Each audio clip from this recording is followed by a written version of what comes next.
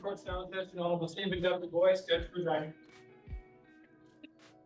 Thank you. The jurors, I believe, are ready to be brought in and lined up, so we'll remain standing and we can have the jurors brought in.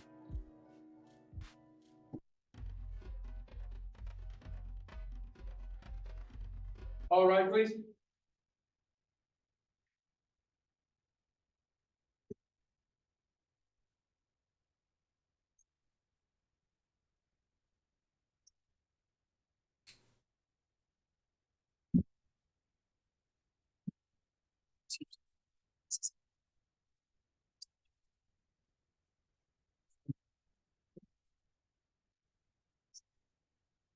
Here's our president, Counselor. Thank you. Please be seated.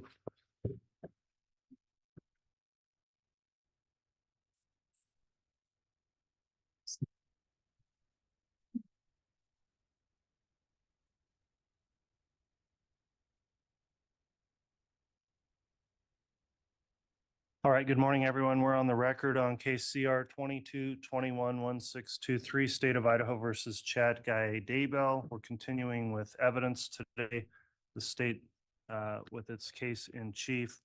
I'll note the jurors are all present, properly seated, and all have signed their juror affirmation.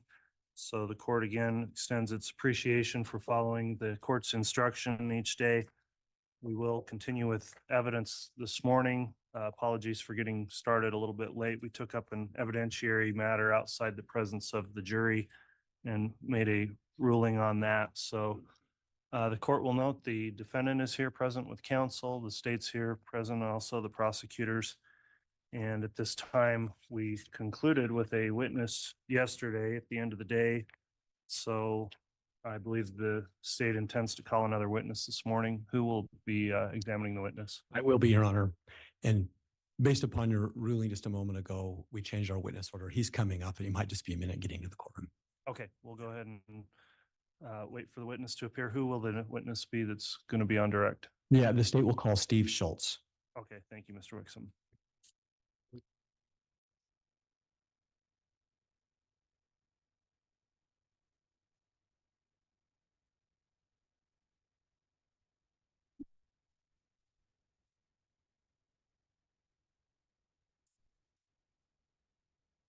You solemnly swear or affirm the testimony you're about to give will be the truth, the whole truth, and nothing but the truth, so help you God?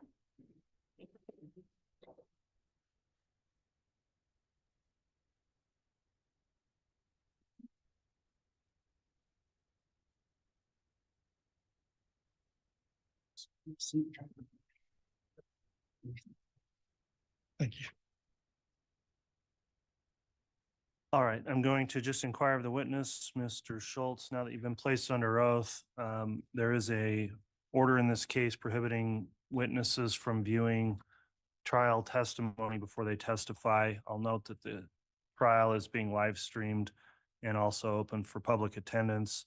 Mr. Schultz, have you observed or viewed any of the trial testimony in the case? I've not viewed anything. Okay, and have you discussed with anyone else the testimony they've given in the case? No. Okay, thank you for that affirmation. Mr. Wixom, you can begin your direct. Thank you, Your Honor. Excuse me. Good morning, Mr. Schultz. Good morning. Could you please state and spell your full name for the record? It's Stephen R. Schultz. Stephen, Steven, R. Schultz. Thank you. And where do you live? Springville, Utah. It's the corner. And are you currently retired? Yes, I am. When did you retire? I retired in 2022. Correct, yeah. And prior to retiring, what is it that you did for a living? I worked for 25 years with the state of Utah in the Child Support Enforcement Division. And for the last, well, from 2010 through 2010 to 2022, I worked for 2 separate mortuaries in Springville. And what did you do for the mortuaries? I was a funeral director, also an embalmer, and Did you do that for the entire yes, approximate 12 years? yes, And I want to ask, do you know Chad Daybell? I do. How do you know him? Chad and I were neighbors from when we moved into the ward or into the neighborhood. That was in 2006. I'd purchased my parents' home who'd passed away, and Chad lived 2 doors down and down from me. And when you said neighborhood, is that in Springville? Yes, in Springville. So approximately how many years did you live as neighbors with Mr. Daybell? Until they left for Idaho, I believe it was 2015, at the end of the school year. Approximately 9 years? Yeah. And what about the rest of his family? Did you know his wife, Tammy? I did, yes. And what about his children? Yes, How well would you say that you knew the family? very well. We were neighbors. We attended the same church together. We had many conversations and worked together, and both in the funeral industry as well as just basic good neighbors. Would you consider yourself friends? Yes. You just mentioned that you worked together in the industry. What work did Chad do that you're referring to? Chad worked for I believe both Springville and Spanish Fork cemeteries. He was the sexton. And And could you just briefly explain what did he do as a sexton? What was his role? as a sexton, he would take care of the cemetery. He would basically assist us in the funerals when we arrived for a graveside service. He would open and close the graves. Yeah, and so there was a lot of free time that we had to talk and a lot of share stories and stuff while the funeral burial was going on. Thank you. And I want to draw your attention back to October 19th of 2019. Did you learn of the passing of Tammy Daybell? I did. How did you learn that? The first I'd heard is that Jason Gwilliam, a neighbor, contacted me and said that Tammy had passed away, and that's the first I'd heard of it. That was on a Saturday. Did you later hear from Chad Daybell that I day? did, yes. A few hours later, he called me and wanted to know if I would be willing to bring Tammy back home to Springville and take care of the services down here. And I said, be honored to. Why did you feel that way? Because this is a good family. The Daybells were a solid rock in our community. They, in our exact neighborhood, there were 5 members of the same family in that vicinity. And I thought highly of all of them.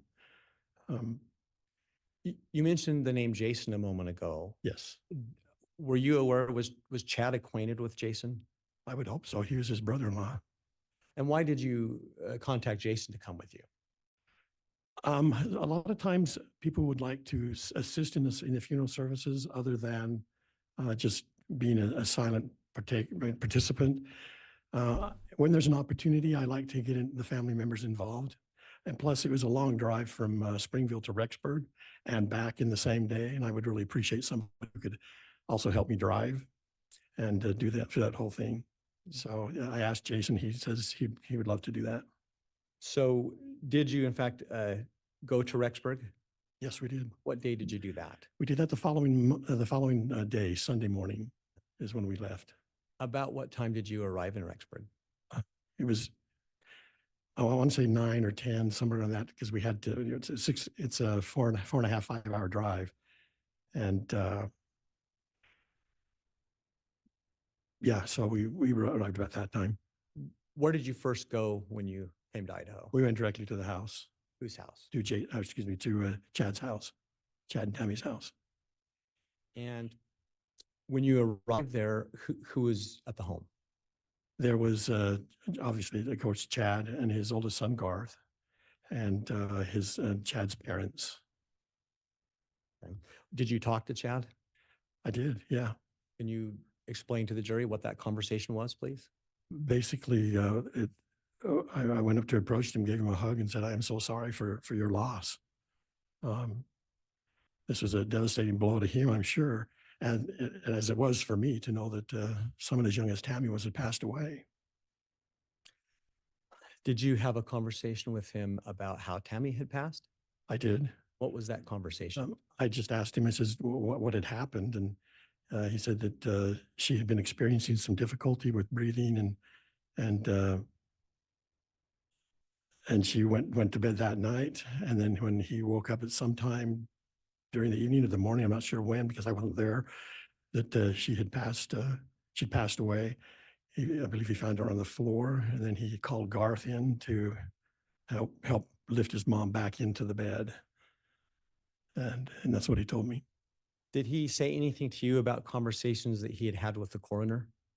He did. I asked him who the attending physician was, and he said, "Well, we had the county coroner come, and the county coroner had already been there and left before we arrived." And he said the county coroner said that it appears that she may have died from an embolism, and then yeah, she just like I said, she left after that.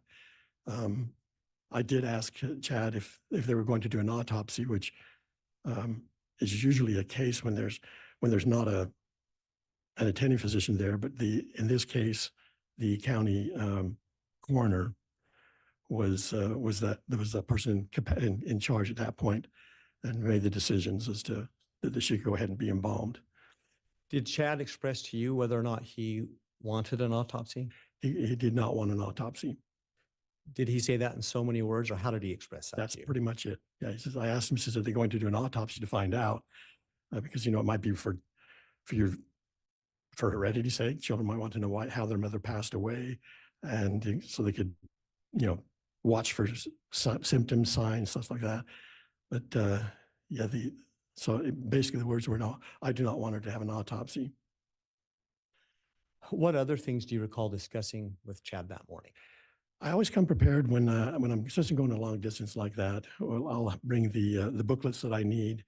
I'll bring a casket book so they can pick out caskets. I try to do all that in the home so they don't have to make a secondary trip into the mortuary to make those arrangements. So most of the arrangements were done by the time we left the place, as far as choosing a casket, choosing a vault, choosing a place where they're going to be buried. Putting together a program was still left open because all things happened very quickly. When you say very quickly, what do you mean by that? Quickly meaning that he wanted to have the funeral service as soon as possible. And this was on a Sunday morning.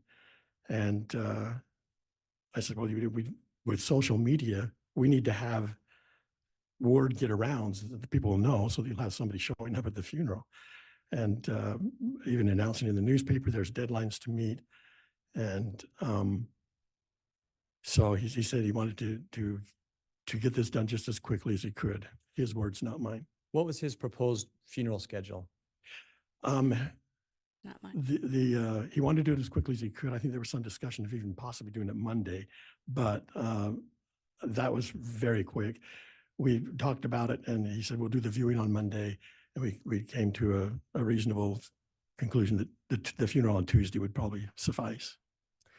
In your experience as a funeral director, would you say that scheduling was in the norm?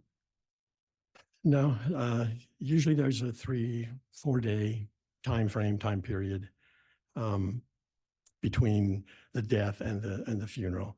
Sometimes up to a week. There have been funerals that we've not held for weeks. And why do you typically at least have 3 or 4 days? What's the reason for that? The preparation to get things ready for the funeral, like I said, to ascertain information for the death certificates, to get programs together and gathered, letting people know, setting up the church, putting the Relief Society in motion so that they can have the luncheon prepared. It can be done in a few couple of days, but for the most part, just to give them the opportunity. Did you notice anything about Chad's demeanor and tone when you were interacting with him, planning the funeral arrangements? When I was there, of course, when I gave him the hug, he was teary, and he just lost his wife.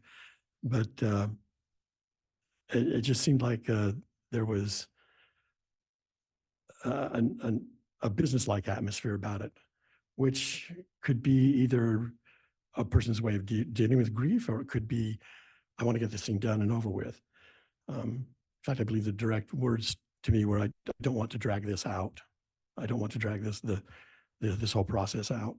I says, okay, we'll work hard and try to get it done by Tuesday. Did he happen to articulate any reasons why he didn't want to drag it out? No, I just wanted to, I think it was just for, because that's sometimes is a long time to wait, to bury somebody, maybe 3 days, 5 days, 1 week, 10 days, whatever, before the service. He didn't want to have the hoopla of that going on. So when you finished talking to Chad, making these arrangements, what did you do next? At that point, when we were all finished with the arrangements, we moved over then to contact the mortician who actually picked Tammy up and did the embalming. It was Flam Funeral Home in Rexburg. I made a phone call to Mr. Flam indicating that we were finished at Chad's house and that we would like to pick Tammy up and bring her back to Springville. And so he left his church meeting that he was in attendance to there, and we met him at the mortuary, his mortuary. Is that a normal thing when there's a deceased that needs to go to another state? Do you normally contact a local mortuary? Yes, we call that a trade embalming, where they will do the first call when they get the first notification of death. They will go ahead and embalm and then prepare whatever they need to, and then they contact the family will then contact a mortuary to come in, and whoever's going to be doing the service, which in this case was Chad, and he called me directly. And I'm just going to ask the witness, could you slow down a bit? Sure. Our court reporter, you're talking pretty quickly. It's fine. You're articulate, but for the Nervous. reporter's sake, if we could just slow down Okay. the pace. Thank you, sir. So when you arrived at Flam's, what did you do? We met Mr. Flam, and he directed me to the dressing room, which we call it. It's just the room outside the embalming room, and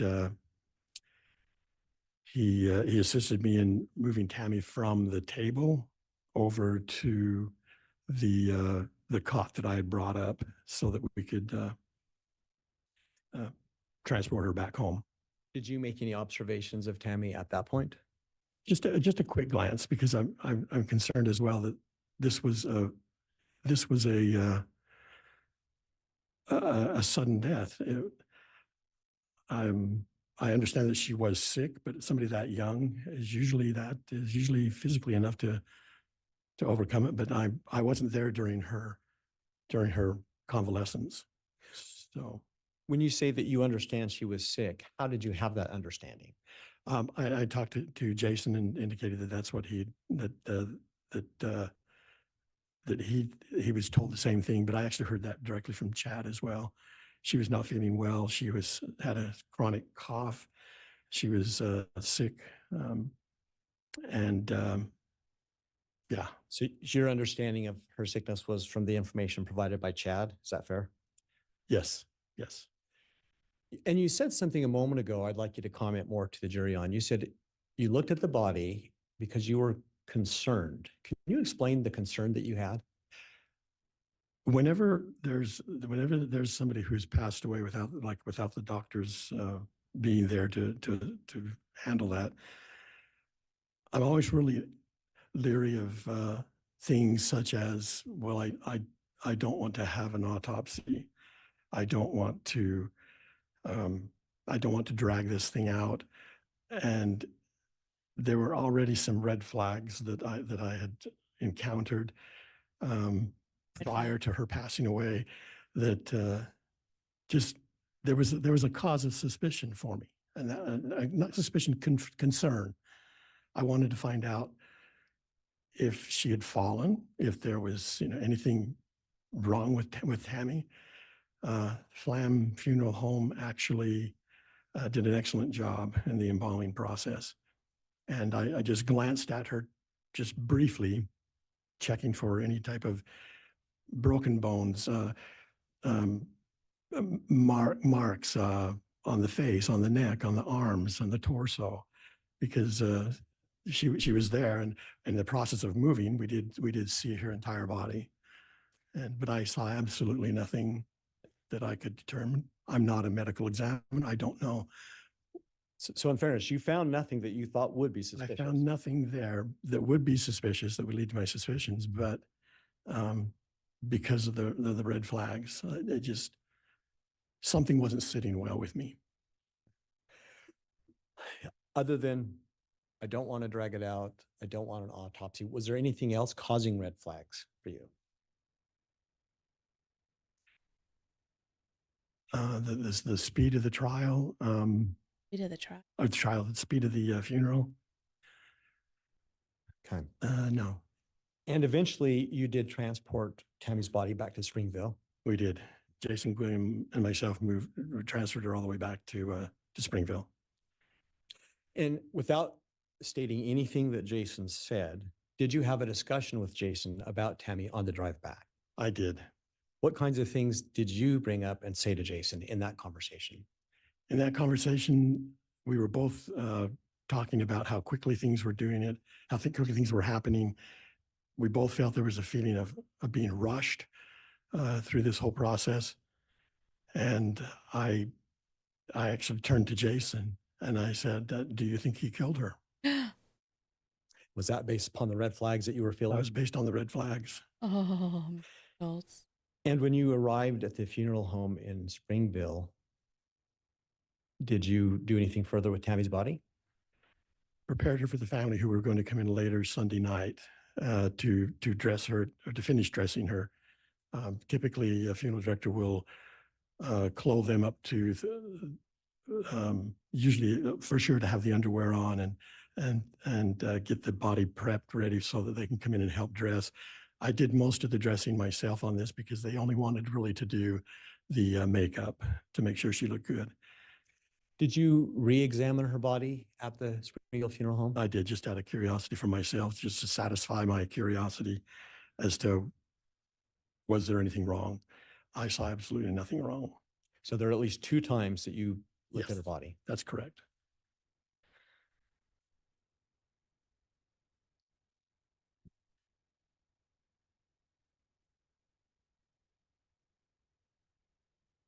Thank you, sir. Your Honor, I don't have any questions at this time. All right, thank you, Mr. Rickson.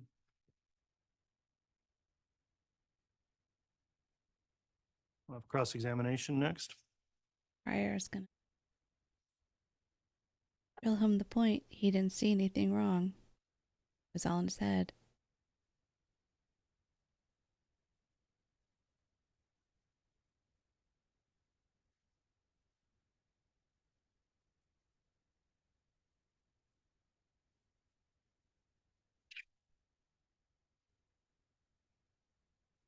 Judge, if I could just have a moment, please. You may.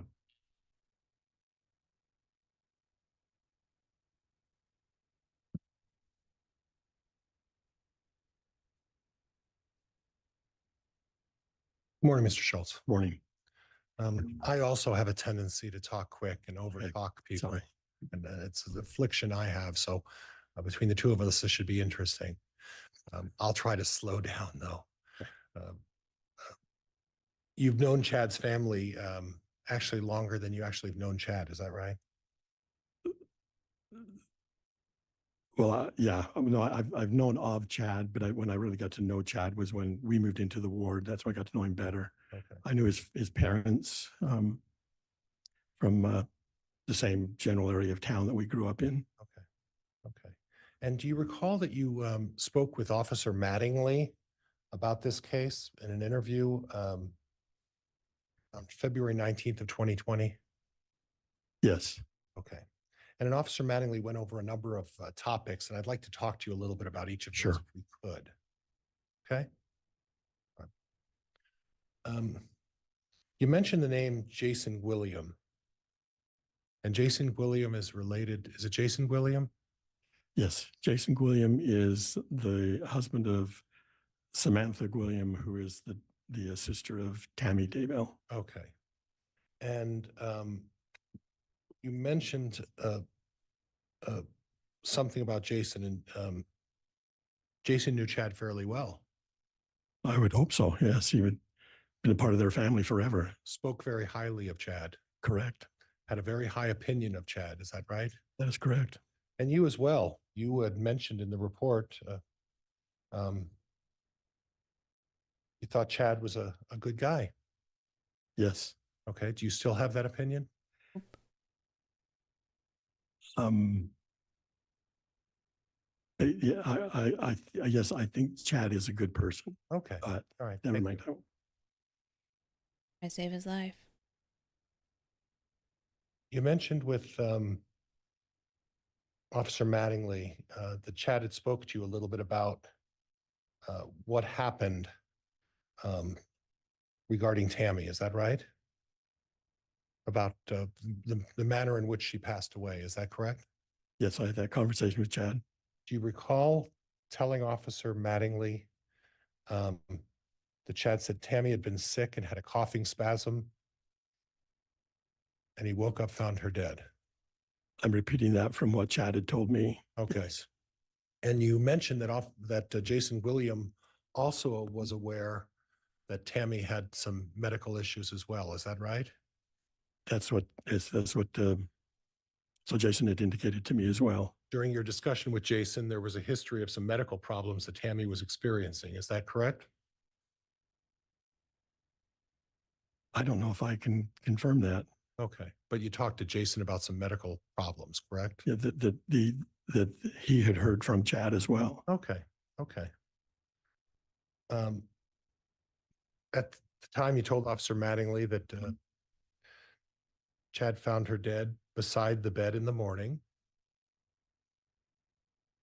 that he called Garth to come and help out. Do you recall telling Officer Mattingly that? Yes. That Chad said he thought the coroner told him Tammy had an embolism? Chad told Jason or me. Told you? Yeah. Okay. Chad told me that the coroner said that she had apparently died from an embolism.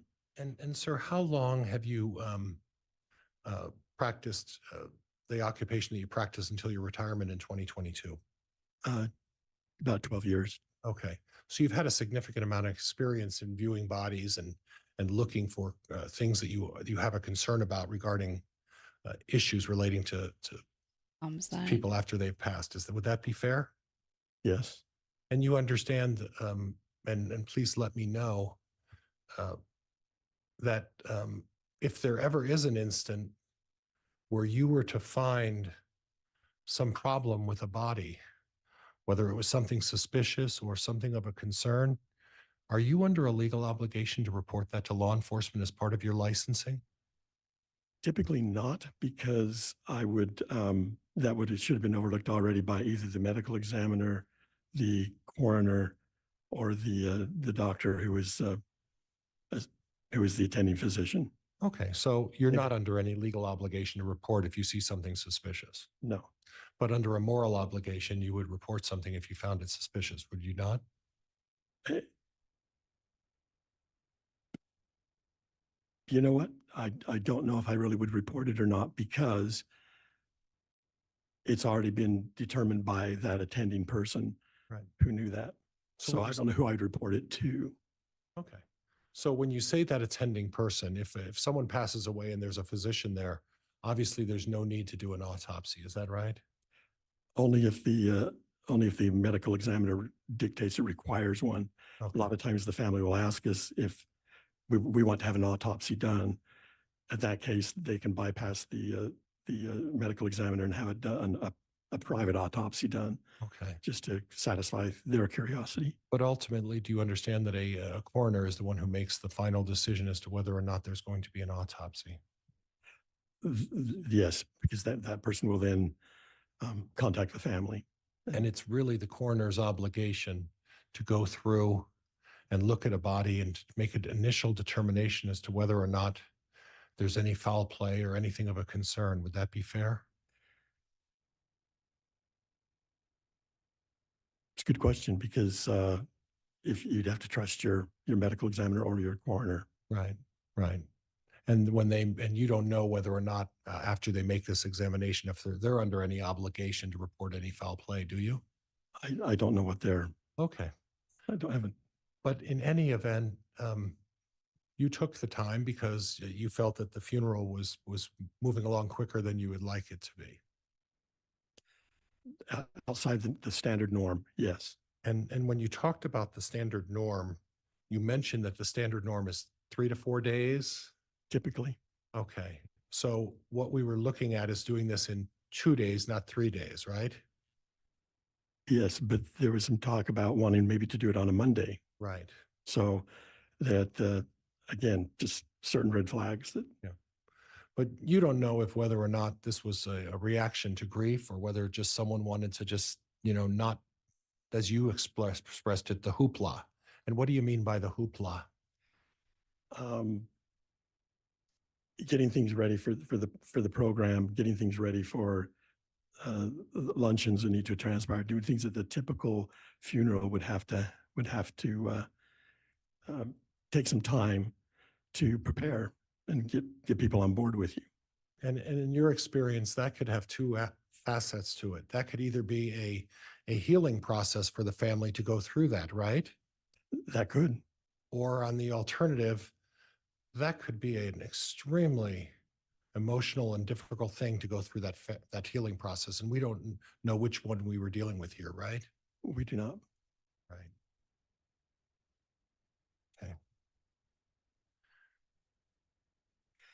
Okay. And according to what I'm reading in Officer Mattingly's report, you told him Chad said he didn't want to drag this thing out. Right. He didn't say he wanted to hide anything, did he? No, he did not. The only thing he told me was he did not want to drag this thing out. Okay. Okay. And then you took the time and you took the time to look at the face of Tammy, is that right? Correct? You looked at the neck. Yes. You didn't see any issues of any kind of trauma or anything that would cause anything of a concern, is that right? From my limited medical knowledge, no. Right. And I understand that. You don't have the Right. expertise. But if there was a concern, there was no visible concern of any kind of a problem, is that right? That's correct. And then you looked at her arms as you dressed her, is that right? Yes. And you didn't see anything on her arms that would cause you any kind of a concern. Would that be fair? Yes. Okay. And nothing on her legs that would cause you to have any concern, right? Correct. Okay. And nothing on any other part of her body that would make you draw any concerns for you. Would that be fair? Correct. Okay.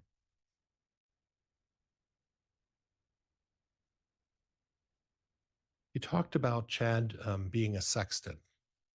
And a sexton is someone who works in the funeral business. Is that right? Correct. And Chad's occupation was part of it was to mow the grounds or take care of the lawn and the grounds area. That's part of his responsibility. Yes. And in terms of dealing with the actual grave sites, there wasn't a situation where he would actually hand dig the graves, would he?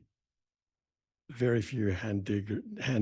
They have a backhoe. Right. And you Right. anticipated what I say. Nobody uses a shovel anymore to do that. Correct. That's from the 1800s. Whenever. Yeah.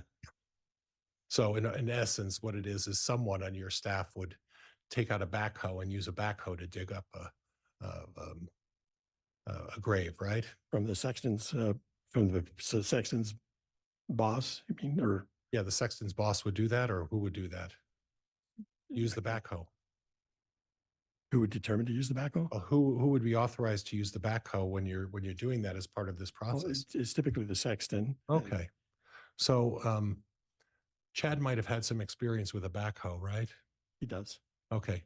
Maybe not experience with using a shovel to dig graves though, right? Correct. Right.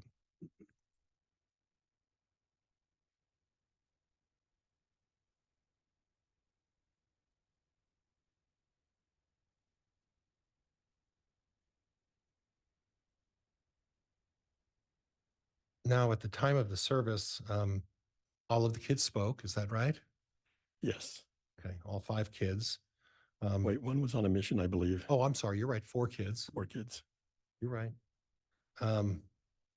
When Chad was talking during the funeral, he broke down. He became very emotional. He did. Okay. Was that something in all of the experience that you've had knowing Chad and his family, did that seem genuine? Yes, it appeared genuine from my point of view. And in your point of view is that you've known Chad for a good part of his life. Is that right? Yes. Okay. Well, not his entire life, for that 9 to 10 year period And when we moved into the neighborhood. and you worked with him And for I a worked long with time. him. And you had an opportunity, like you said, during the time that you had downtime during other people's funerals, you'd have a chance to get acquainted with each other. Correct. So much that you made the opinion that you think Chad's a good guy. That yes, Okay, from 2000 up until 2015, right, I had no problems. right. And then during the actual funeral, you had noticed that Chad and Emma were crying as well. Yes. Chad was doing something with his hair. He was emotional that he was tugging on his hair or something, you said? Okay. Now this, that is part of I just barely got to see the police report maybe about 2 weeks ago. Oh, okay. There was either a typo or I had maybe I'd given the information talking about Chad. I may have mentioned Chad in the report. It was not Chad in the who was leaning over the casket, and it was his son Garth Okay. who was there showing the extreme distress, emotional distress, and Right. and Emma was there as well. Okay. And were you aware that Garth and Tammy were extremely close? Yes, Tammy was a good mother to all of her children. She was particularly close with Garth, though. Do you recall? I don't know if I could answer that she Okay. was one way or the other. Okay. Can't put a hierarchy to it. Okay. And I appreciate that. Okay.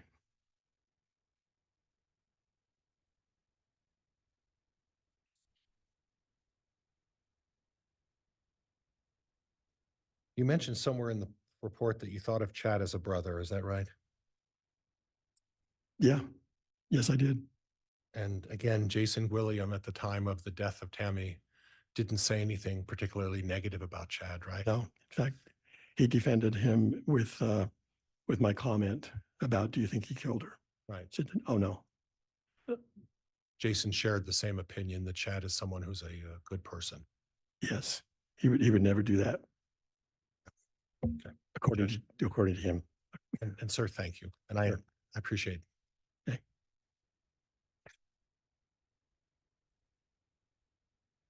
Redirect. Thank you, Your Honor.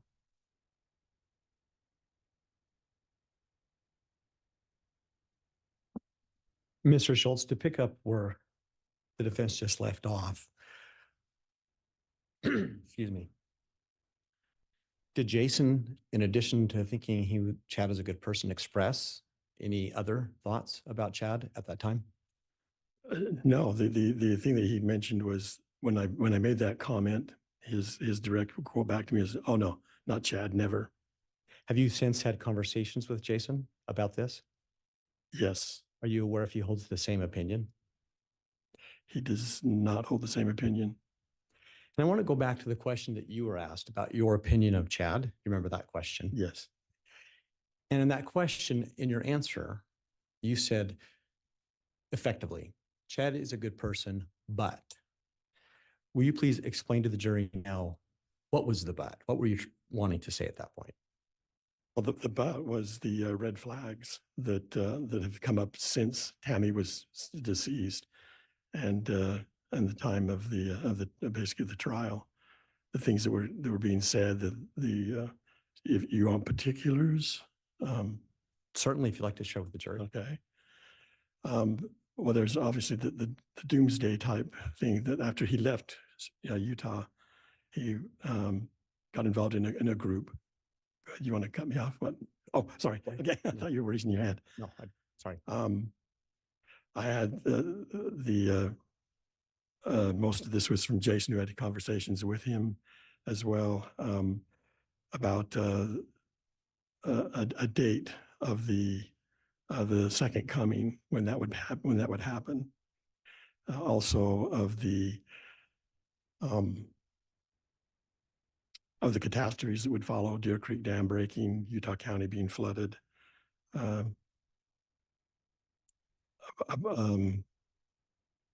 White tents in a city being developed for the chosen, the elected, the people, and those types of things are what made me have the suspicion when I went up there and found things appeared to be rushed, in my opinion, and that's why those are the red flags that I you.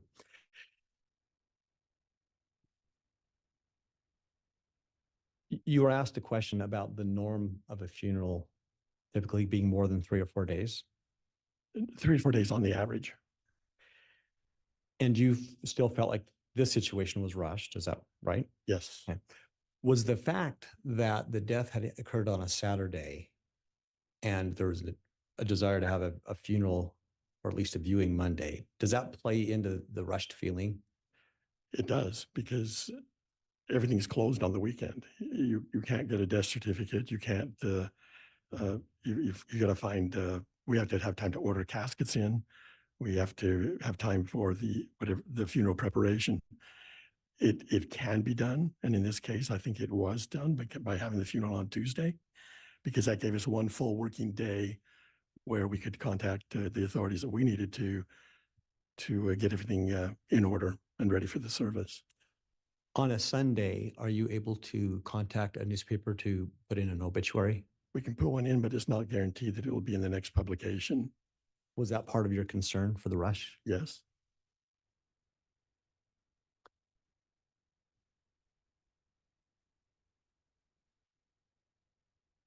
You were asked questions about Chad's ability to use a shovel versus a backhoe. Yeah, I'm not sure where that, we don't use shovels anymore except for when you're done burying, then you use a little bit of shovel just to kind of flatten out the blot. Based on your background and experience with Chad, particularly that work background that you already talked about, Right. would it be safe to say, was Chad someone who was comfortable around death? Oh, yeah, he would have to be. And yes, Chad wrote, he's an author. He's written books about death and dying as well. He's not squeamish about anything as far as being around a dead person. Although that must have been traumatic for him to have his wife in that position. But yeah. Thank you, sir. Your Honor, I don't have any more questions. All right, thank you, Mr. Wixom. Mr. Pryor, that was narrow redirect. Do you have any requests for recross? All right, that final topic, I think, went outside the scope of direct, so you may inquire on that final topic about the books. We'll judge on the comfortable with death as well. Yes, that's it. Okay. Being involved in the funeral business, such as you are also comfortable with death and viewing bodies. Is that right? Correct. And that goes with part of the occupation. Would that be fair? Yes. Okay. And just because someone writes books doesn't necessarily mean, if Chad hadn't had his experience as a sexton, just the fact that someone writes books about topics that make some people uncomfortable doesn't mean that you're necessarily comfortable with death. Would you agree with that? I'm not really sure. Can you rephrase that? Sure.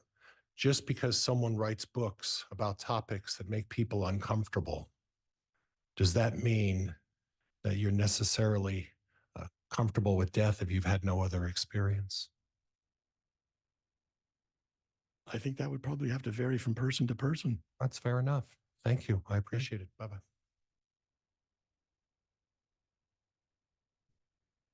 All right, that'll conclude the testimony of Mr. Schultz. Is the state intending to recall him at any point?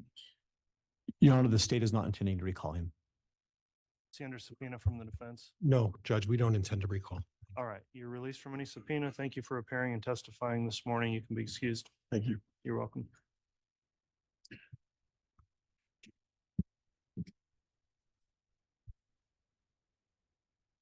Who is the state going to call next?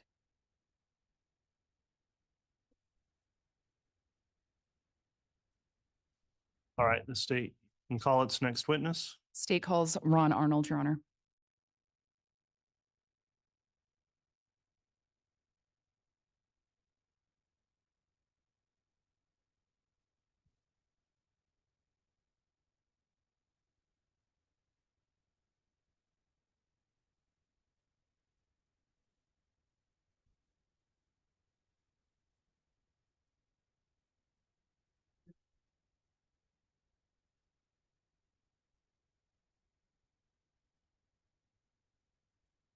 solemnly swear or affirm the testimony you're about to give will be the truth, the whole truth, and nothing but the truth, so help you God?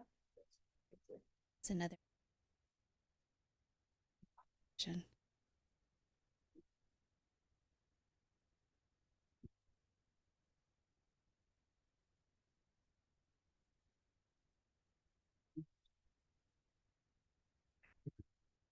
All right, now that the witness has been sworn, I do have a few questions before we commence with direct. Mr. Arnold, have you observed any of this trial either through online or in the courtroom since it began? No, Have you discussed anybody else's testimony with them that they've given in the trial? no. Okay, thank you for your responses there. Ms. Beatty, if you'd like to inquire on direct, you may. Thank you, Your Honor. Sir, could you please state your full name and then spell your last name? Ron Arnold, Arnold, Where do you live, sir? in Salem, Idaho, And what county is that in? Fremont County. Okay. Who are you married to? Whitney Arnold. How long have you lived over there in Salem? 5 years. Okay. Do you know an Well, individual? actually, I've lived there. Sorry, I've lived there since 2015. Yeah, Fair enough. Do you know an individual named Chad Daybell? yes, Do you see him in the courtroom today? yes. Can you tell me where he's sitting and what he's wearing? He's sitting right there. He's wearing a white shirt and tie. And were you familiar with Tammy Daybell? Yes, Where did you meet Chad and Tammy Daybell? I was in Chad and Tammy's ward. Okay. And about Chad was my home teacher for 3.5 years, and him and his son came in to visit us on a regular basis for that time. which son was that? Mark, Okay. And did you get to know Tammy as well? yes. Okay. About how often did you interact with her? Not that much, to be frank with you. Okay. I'd like to ask you about some dates in 2019 and 2020. Is that okay? Mhm. Do you remember the weekend of September 21st, 2019? Yes. Now I'm going to back up a little bit. What's your occupation? I'm a real estate broker in Southeast Idaho for Ron Arnold Realty. Okay. And that weekend of September 21st of 2019, were you asked to do a real estate showing? Yes, Who asked you to do a real estate showing? Chad. Where was that real estate showing? It was on 1800 East and about 190 North. And that's near Salem or in Salem? Yes. Yep. And did you end up doing that showing for Mr. Daybell? Yes. Who, if anyone, came with Mr. Daybell to that showing? I picked him up at his home and we met people there. Who was there? David Warwick and Melanie Gibb. Was anybody else there? Yes. Who was that? I didn't know at the time I was introduced to this person. They said his name, but I didn't remember. But looking back, it was Alex. Alex Cox. who? And I apologize. Alex Cox. Thank you, sir. Was anybody else there? No, After that showing, did anybody in that party purchase the property or did anything come of it? no. Okay. And I'd like to talk to you about October 19th of 2019. Do you remember that day? Yes. What happened on October 9th of 2019? We received a call about between 8:30 and 9 o'clock. Whitney and I received a call and our bishop had informed us that Tammy had died. What did you actually, approximately what time on the 19th did you get that call? Sometime between 8:30 and 9 o'clock a.m. What did you do after getting that call? We immediately went to the house, Whose house did you go to? to Chad and Tammy's house. When you got to the house, who was there? Chad was there, obviously, and some of the kids. Everybody was in some different rooms, so I didn't take inventory, I guess. Fair enough. Exactly. Did you see Chad? Yes, Did you speak to Chad? yes. Did you notice anything about his demeanor? He seemed distraught. Did you speak to mean, him? Yeah, I mean, I I asked him, how he was doing and, in that situation, a spouse passing away and yeah, Did you discuss with him how Tammy had passed on that day? not really. No, Okay. Did you attend a memorial service for Tammy Daybell? yes. Do you recall when that was? I think it was it was a Wednesday. Um, I think the funeral that was in Springville and on a Saturday and this memorial was on a Wednesday.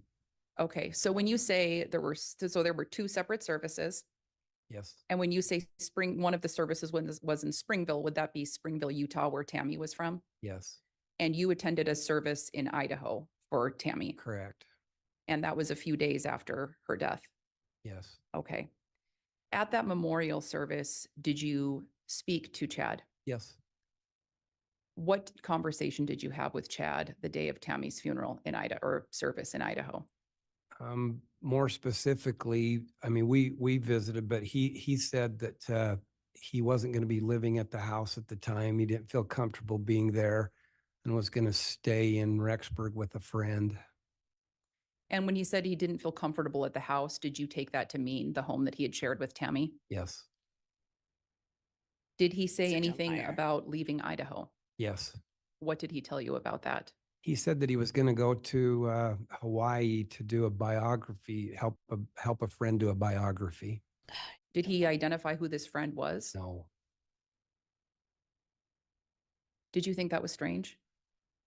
I took it for face value. I mean, that's what Chad had been doing some, writing books and those types of things. Okay. At some point in time, did you learn that Chad had remarried? Yes, At some point in time, did you meet Chad's new wife? yes. When was that? It was in probably early November. Do you want me to explain the circumstances? Well, let me just ask you a clarifying question. Yes. Was that in November of 2019? Yes. Approximately how soon after Tammy had died did you meet Chad's new wife? That's when I met her. In November? Yes. Okay. And do you remember when in November? Not specifically. We were having his kids over for a family evening and a meal. And he had called me that day and said he wanted to bring his new wife over for us to meet. And I had explained that I says, well, you know that your kids are coming over to our home for supper. Why don't you just come then and eat with us? And, you can introduce us then. And did you meet Chad's new wife that night? Yes. Who was that? Lori. Lori Vallow? Yes. Did you have a conversation with Chad and Lori about whether or not Lori had children? We asked her the normal questions you'd ask somebody that you don't know, where are you from? How many kids do you have? Those kinds of things. And do you recall what Lori's answers were or what Chad may have said? I recall her saying that she had 7 kids. Okay. And could that have been in reference to her and Chad's kids combined? I was thinking that it was her children, not Chad's. Okay. Did she say whether she had children living at home? No, Okay. she was not specific about her children. Okay. Were you with her the entire night or were you in other parts of the conversation that evening? They weren't there that long, but we had a dining room area and a family room area that are kind of connected. And so everybody was kind of together, Socializing? socializing. Okay. After the dinner that you had with Chad and Lori in November of 2019, when was the next time that you heard from Chad? In March of Do- 2020. In what part of March of 2020 did you next hear from Chad? It was around the 16th of March. And how did Chad contact you or how did you come into contact with Chad? He called me and asked if he could meet with me. And did he tell you why when he was speaking with you on the phone? No. And did you meet with him that weekend in March? Yes. Where did you meet with him?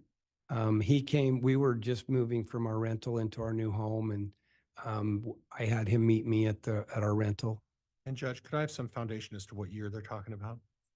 Would this be, thank you, Mr. Pryor. Would this be March of 2020? Correct. Thank you. So you met with Mr. Daybell at your rental home. Mhm. And what did you do next? He got in with me in my vehicle and we drove around and visited.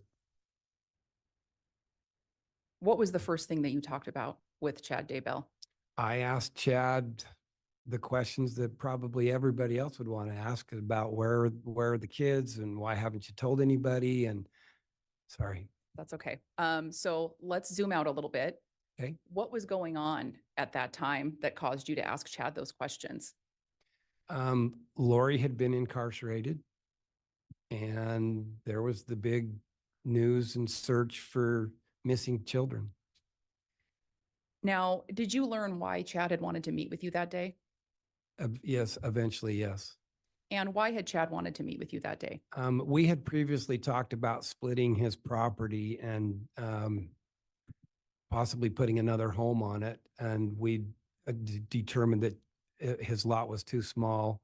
And so he wanted to know if he could put a home on it, which I thought he could. My experience thought he could probably put another home on it.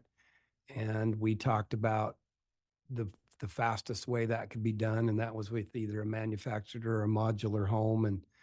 And we talked about some of those details. And did he tell you why he wanted to put that home on his property at that time? He said that he felt like he was going to need a place for him and Lori to live. Okay. And you said that you talked to Mr. Daybell about doing that as fast as possible. Why did you talk about doing it as fast as possible?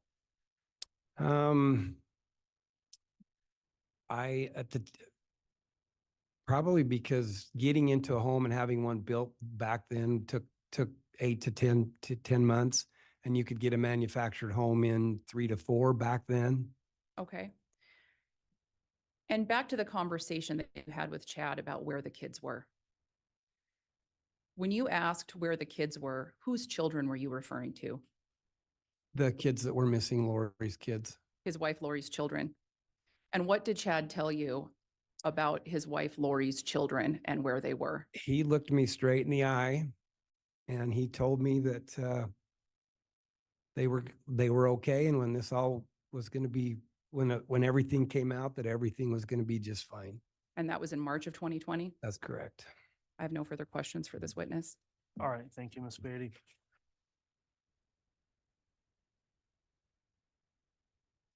Mr. Yeah, Pryor Judge. Cross, yes. Backyard.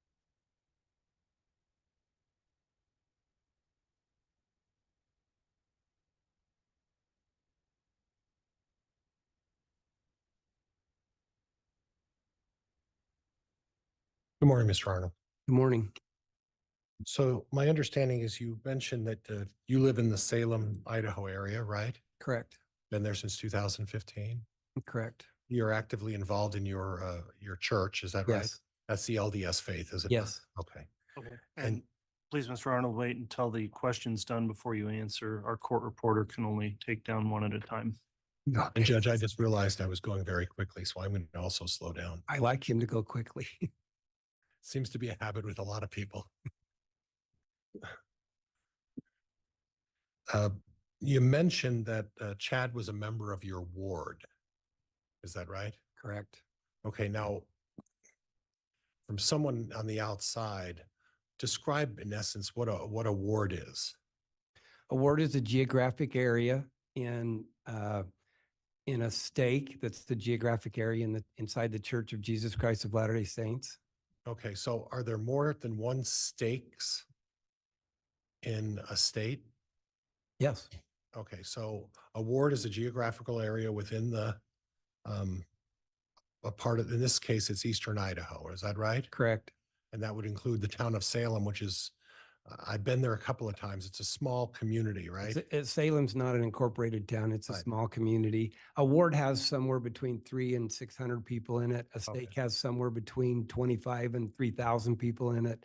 And it's based on numbers in a geographic area. So if we talk about the Henry's Fork ward, we're talking about a very large geographical area. The Henry's Fork, there is the Henry's Fork ward, but it's the Rexburg Henry's Fork stake, and it had 9 wards in it. And the ward we were in was the Salem 3rd Ward. Okay. And having gone through Salem, what I recall about Salem is there's a church there, Correct. and that's kind of pretty much all of Salem. Would that be fair? Well, there's a lot of residents there, all spread out, but yes. Other than commercial buildings and religious facilities, Salem consists of a religious facility, right? Yeah, there is a church house in Salem. And it's a fundamental part of the community there. It's a drawing area where the people meet on Sundays and other times for various activities. Would that be fair? That's correct. And in one instance, the use of Salem Church is for some of the folks out in the Salem area, the only place that they could get internet access. Would that be fair? No, It's not? no. Okay. But the church offers free internet as part of its building there. You recall that? The internet in our Salem building is really bad, so you don't go there to get internet. Okay. Okay. So you mentioned in September 21 of 2019. Do you recall that? September, 21 of 2019. yes. And that was on a Sunday. Well, if the 21st is a Sunday, yes, Okay. Well, on that particular day, you were at church with Chad that morning, and that is correct. Oh, sorry. that's okay. Don't hold me in contempt. I'm trying. No, takes a lot more God. than that. Would you ask him for me too? Okay, yes. Thank you. You're just going to make me slow down even more now. Okay, so on September 21 of 2019, you started the day with Chad at church services. Is that right? That's correct. And without getting too personal, I know how long I'm in church, but how long of a process is that? Well, it's a 2-hour block, but there's meetings for leaders before and then there's some things to do after church. Right. So it can encompass 3, maybe even 4 hours sometimes. Correct. So on that particular day, although you may not have a specific recollection, Chad could have been there just before 12 o'clock that day. Would that be fair? I can't remember, to be frank with you, what time we was meeting, because we switch every year. Our meeting times switch Okay. every year. But it does run late into the morning, right? Yes. So that wouldn't have given Chad an opportunity on a Sunday to leave and meet with anybody else prior to you picking Chad up at his house on the 21st, right? I was not with Chad eye-to-eye contact the whole time at church, before or during or even after. Okay. But when you picked up Chad at his house, he was still in his church clothes, wasn't he? He was in a white shirt and dress pants, but no tie. Okay. But that wouldn't be unusual for what he would wear to go to church, correct? That's correct. Okay. And then at that point, you picked him up and you drove out to a piece of property that you were trying to market. Would that be fair? Yes, which was basically less than 2 minutes from Chad's home. Right. And I appreciate you telling me that. And at this point, Chad mentioned to you and a guy by the name of Keith about looking at that property. What was that connection with the property and a Keith? Keith had been was somebody that I had been talking to about trying to help him find either a home or a piece of property that he could purchase and build a home on. Okay. And then that particular piece of property is something that Keith was interested in prior to you going out there with these other folks. Is that fair? Yes. Okay. But then at some point, Chad contacted you and said he has someone who has expressed some interest in buying or at least purchasing some property in the area. Do you recall that? Yes, And that person was a guy by the name of David Warwick. that's correct. And David Warwick contacted Chad And in turn, Chad provided you with David's phone number. That might have been how that went. I think originally we met at the property first, and then I think Chad provided the phone number for David. Okay, but you're not sure about that. Yeah, I can't remember the order of Okay. that. It could have been the other way. Yeah. Okay, The first time I met David Warwick was at that property. right. Okay, so we're unclear as whether you had the phone number before or after. Correct. Okay. And then when you drove out to that property with Chad after church, did you visit any other properties? No. I had tried to get Chad to wait till Monday, and he had indicated that they were only gonna, the people that were coming to look at it were only gonna be there Sunday, and it would only, we really needed to do that. So he pressed that, and so I reluctantly agreed to go show that property and it was actually in the afternoon. Okay. It was after 12 PM. It was later in the afternoon. It was a little later in the So afternoon. maybe church and all of the obligations with church may have run a little later. I had been at home. Well, I had been at home when he called and says, Okay. will you come and show this property? Okay. And at that point, when you showed up, there were several people there. Is that right? The only person there was when I arrived was, and I learned this later, was Alex. Right. And then while we were there briefly, and David and Melanie showed up. Okay. So from what I understand then, it's your testimony that this person, Alex, showed up first when you arrived with Chad. I don't recall if he was there when we arrived, or he arrived after we were there, but we weren't there very long. Okay. And this person drove in his own vehicle when he arrived there. Would that be fair? Yeah, I assume that, yes. It wouldn't be someplace where you'd walk from somewhere in No, Salem to go there, no. right? Okay. And then subsequent to that, in an absolutely separate car, the other two people who you mentioned were, who were the other two people that were there afterwards when Alex arrived? Oh, David Warwick and Melanie Gibb. Okay. So then in a separate car, David Warwick and Melanie Gibb arrived, correct? Correct. Okay. And how long were you there looking at the property? Maybe 15 minutes. Okay. And did David express that he had an interest in purchasing a piece of property? He had indicated that he was either looking here or in another location to maybe do some Okay. developing. And did he have did he give you the indication that he had the financial ability to do that, or is that something you looked into? We did not talk about that at that point, at that time. So at this point, on September 21 of 2019 in the afternoon, if I understand you correctly, you didn't look into the financial resources that David may have to purchase 88 acres. Is that right? It was 79 acres, Oh. and I had not checked with him prior to that. Oh, I was under the impression it was 88 acres. Am I mistaken? 79 79 acres? Okay. And the cost of that 79 acres would have been about how much money? at the time, about $700,000. Okay. But you didn't take the liberty of deciding whether or not David could afford that 700 and some odd $1,000. Is that right? Mr. Pryor, I didn't know who was coming. Okay. That's okay. I'm just asking. I went there to show the property as a favor to Chad. Right. And so that's the first time I'd met David Warwick. Chad had mentioned that he had talked to several people that were maybe possibly looking at developing property in the area. Okay. And I assumed that this was one of them. Okay. And so if we would have kept pursuing it, obviously I would have. Okay.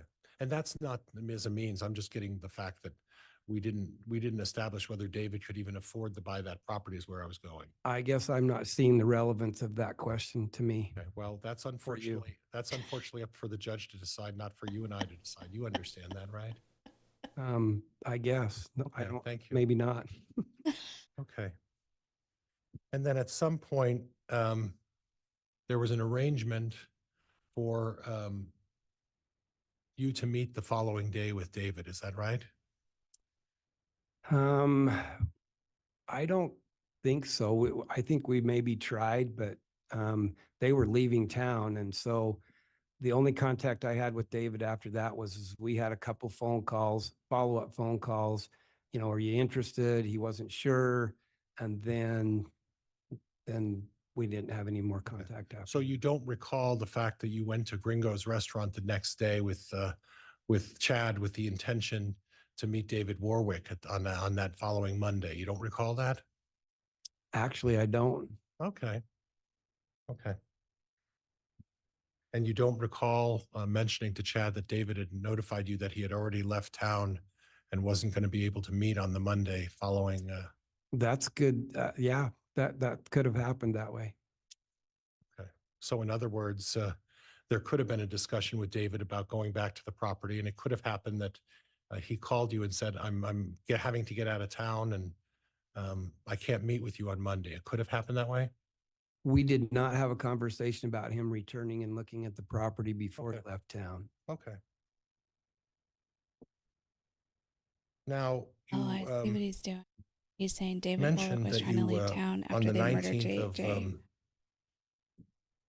2019, you were over at Chad's house.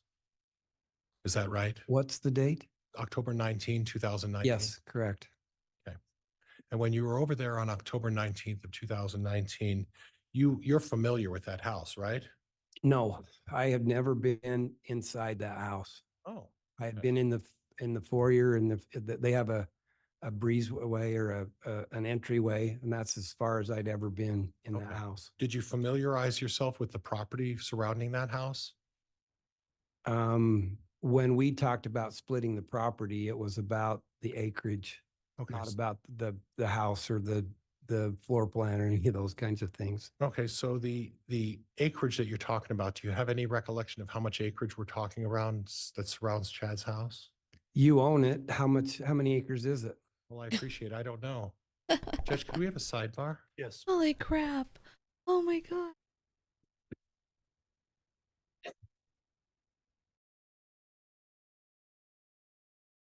Oh wow, was that a Perry Mason moment where the witness was like, you own this property now, you tell me?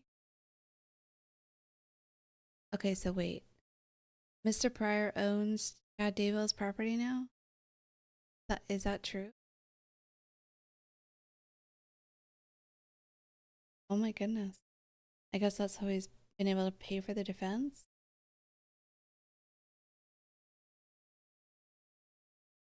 Exciting.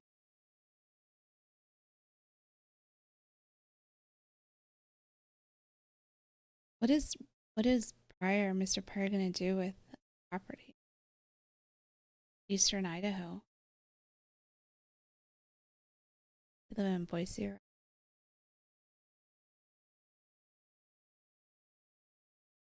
Guess maybe you could sell the property.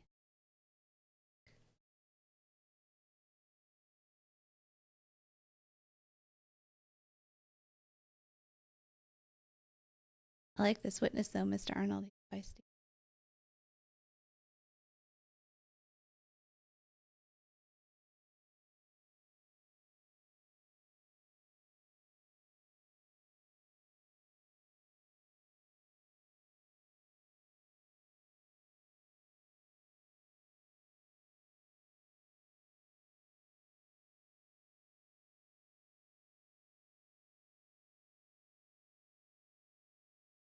They moved to strike the last comment.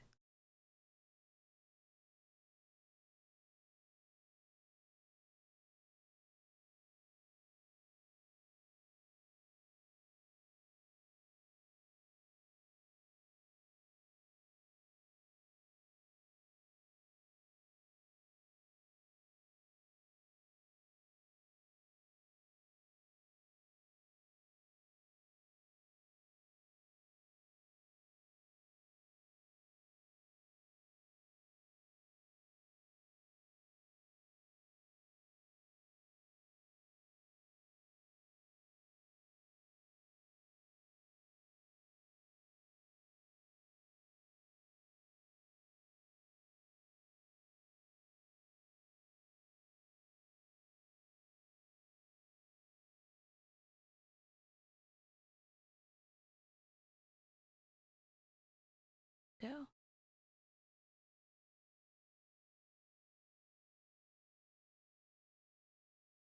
Judge disappeared.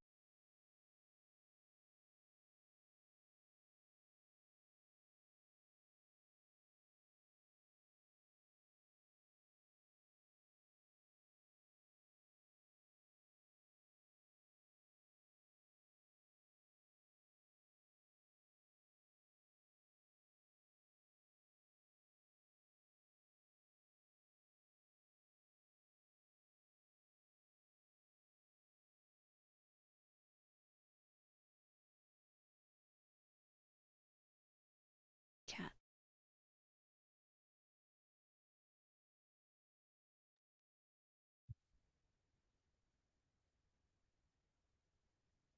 All right, thank you, counsel. We're back on the record. I had a sidebar with counsel regarding the last response from the witness, and I just want to instruct at this point, ladies and gentlemen of the jury, the witness just provided what was essentially an unsolicited factual response in the case, and that answer has no relevance to the charges in this case or the guilt or innocence of the defendant.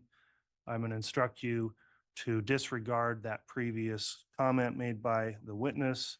And on that fact, do not discuss that in any way in your deliberations or speculate about the previous answer. And I'll also instruct the witness to avoid mentioning that topic again. Mr. Pryor, with that in mind, then you can continue with your cross-examination. Thank you, Judge. Now, you mentioned that Chad said that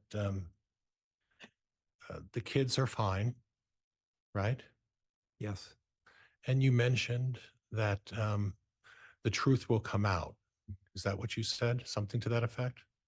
I didn't say the truth. He said that when things all come out, everybody will realize that everything will be fine. Okay. So from that, did you glean that the children were alive?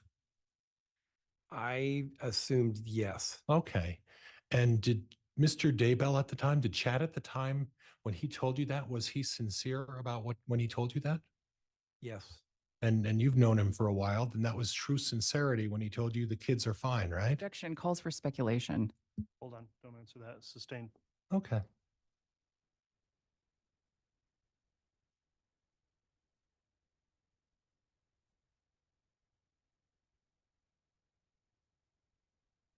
Now, you talked about the fact that there was some discussion, and please, oh,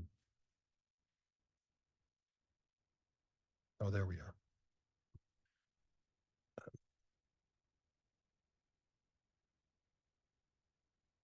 You talked about the discussion that it would generally be against your practice to do anything on a Sunday, correct?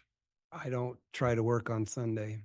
And for lack of a better word, from my perspective, that would be called like a Sabbath. Are you familiar with that term? Yes. But regardless of your faith and your beliefs, it's a day that you reserve for spending time with your family and doing things in that regard, church and family. Yes. Okay. And Chad was of the same faith as you are and had the same practice of Sunday was reserved for being at home with his family and practicing your faith and your commitment to your family. Would that be fair? Everybody does that different. Okay. And typically most folks in your faith would have some sort of a meal on a Friday or on a Sunday in the morning or in the evening. Is that true or is that not true? That's subjective too. Okay. Everybody does that different. Okay. Okay. Fair enough. Then you went to a discussion that in March of 2020 that there was some discussion about subdividing the property. Is that right? Objection misstates the testimony. Sustained. You had some discussion about putting another modular home on the property. Is that right? We had determined by then that we couldn't, that the county wouldn't let him split the property. Okay. But because there had been a single wide trailer on the property as well as the home and another septic system. And I had told him that the county would probably allow him to put another home on it knowing that he would never be able to split that or sell that separately. Okay, I see. So I misunderstood the facts a little bit. Thank you for clarifying. So in other words, there was some thought process initially into doing some sort of division of the property, and you folks determined that was not feasible. Is that fair? That's correct. So the only other option would be to use a then existing septic that was already on the property somewhere, correct? No, Okay, please tell me then. because it had a septic system, the county would probably allow him to put another home on it, not necessarily that they would have to use that septic system. Okay, all right. So there was an intent of March of 2020, from what I gather, for Mr. Daybell and his new wife to put a residence up for them to live in. That's what he indicated. Okay, so the intent was for them to stay for a while and then. Objection calls for speculation. Stain. The intention was to put a mobile home up on the property for him and his wife. Is that right? He had mentioned that could have been one of the reasons. Okay.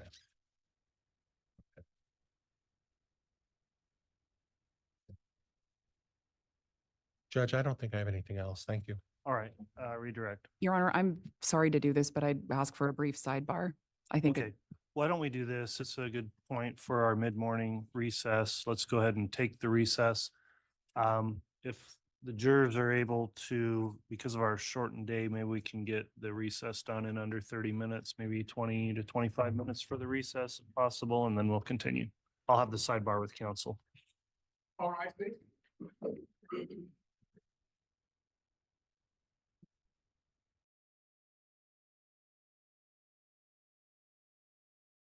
Right, take a break, come back. Mr. Ron Arnold.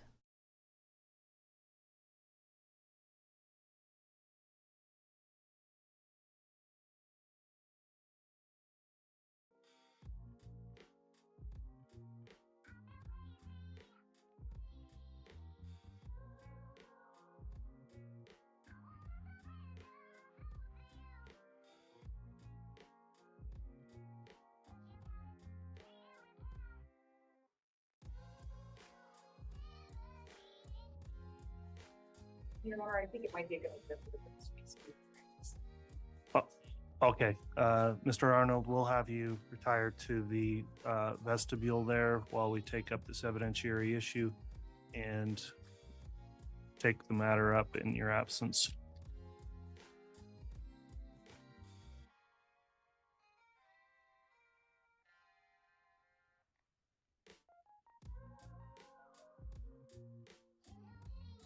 Ms. Beatty.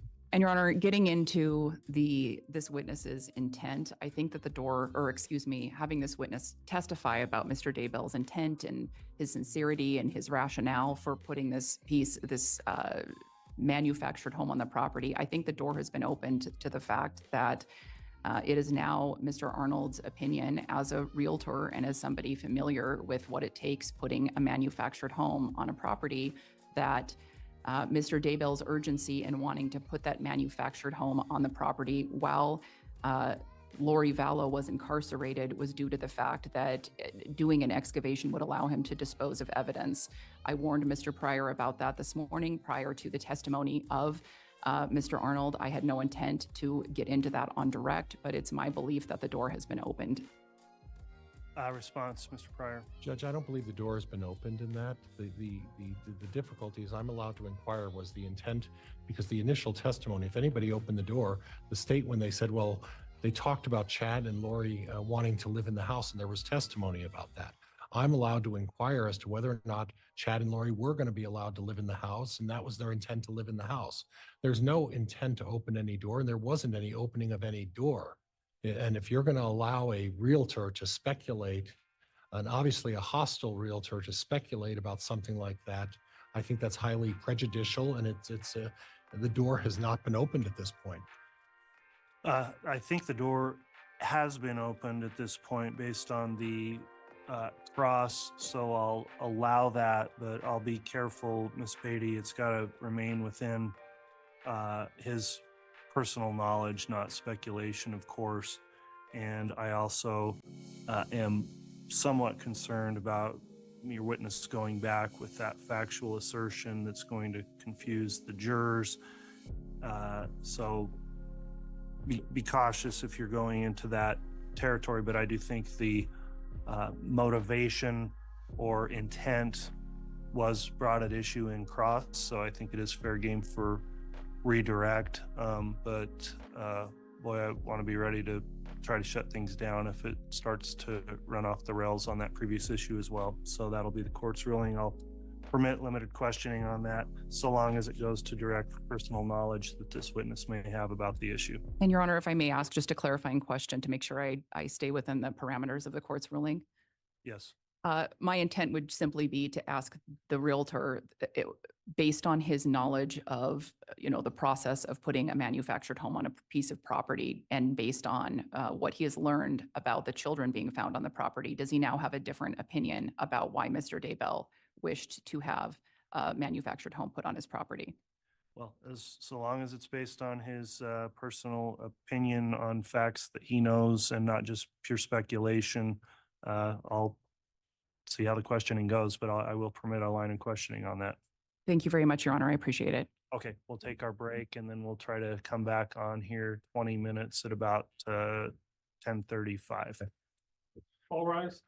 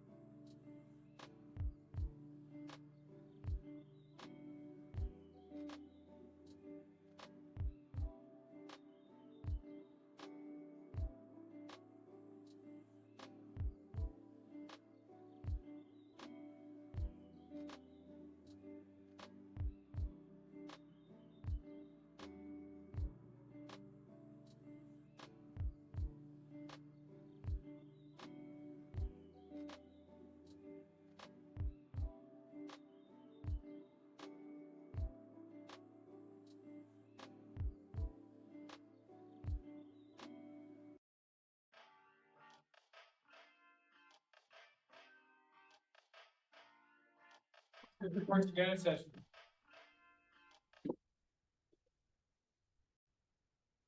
Thank you. Please be seated.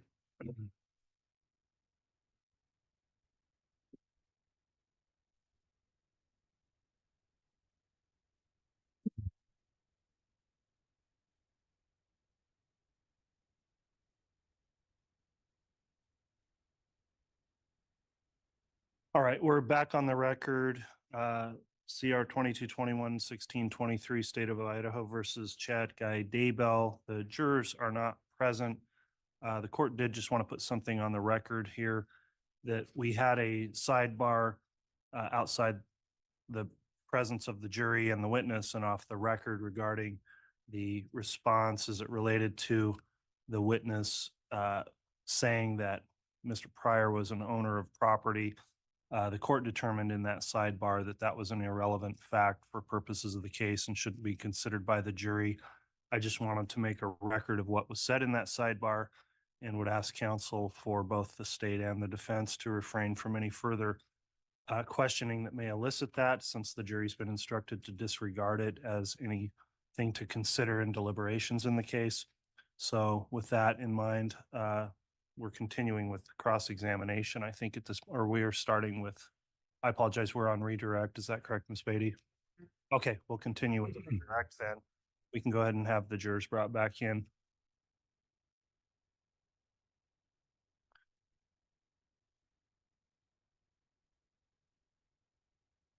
All right, please.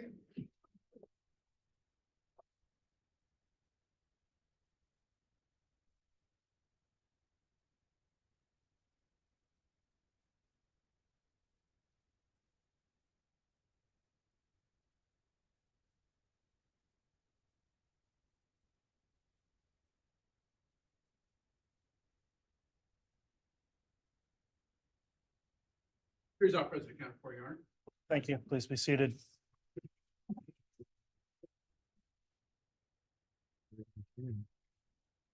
Or yesterday. All right, we concluded our mid-morning recess. At this time, Mr. Arnold is on the stand, still under oath. And Ms. Beatty, you may proceed with redirect examination. Thank you, Your Honor. Mr. Arnold, we spoke about the weekend of September 21st, correct? Correct, And you spoke with Mr. Pryor about the weekend of the 21st, correct? correct. I just want to be clear for the record. Could it be that the 22nd of September was actually that Sunday of the weekend of the 21st? Whatever day Sunday was that weekend is the day that we met at that property. So it was the Sunday of that weekend. Correct. Thank you. And you mentioned that Mr. Daybell told you that he had guests in town that day, correct?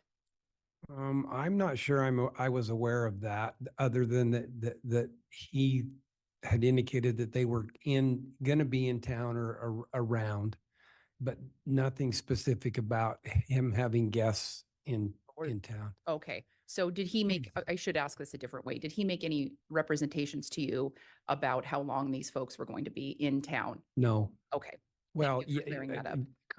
Correct. Sorry, that's not correct. He said they were going to be leaving and could only meet on that Sunday afternoon. okay, thank you. Now, who contacted you about doing this showing of this piece of property? Chad, And you were asked about the financial position of David Warwick, who wanted to look at that piece of land. I was. As a realtor, do you run credit checks on people before you show them a piece of property or a house? Sometimes, yes. Is that something that you would do on a regular basis, though? No, Is it unusual that you didn't run a credit check on Mr. Warwick that Sunday? no. Okay, thank you. And Mr. Pryor talked to you about the defendant's rationale for wanting to move a manufactured home onto his property in March of 2020, correct? Yes.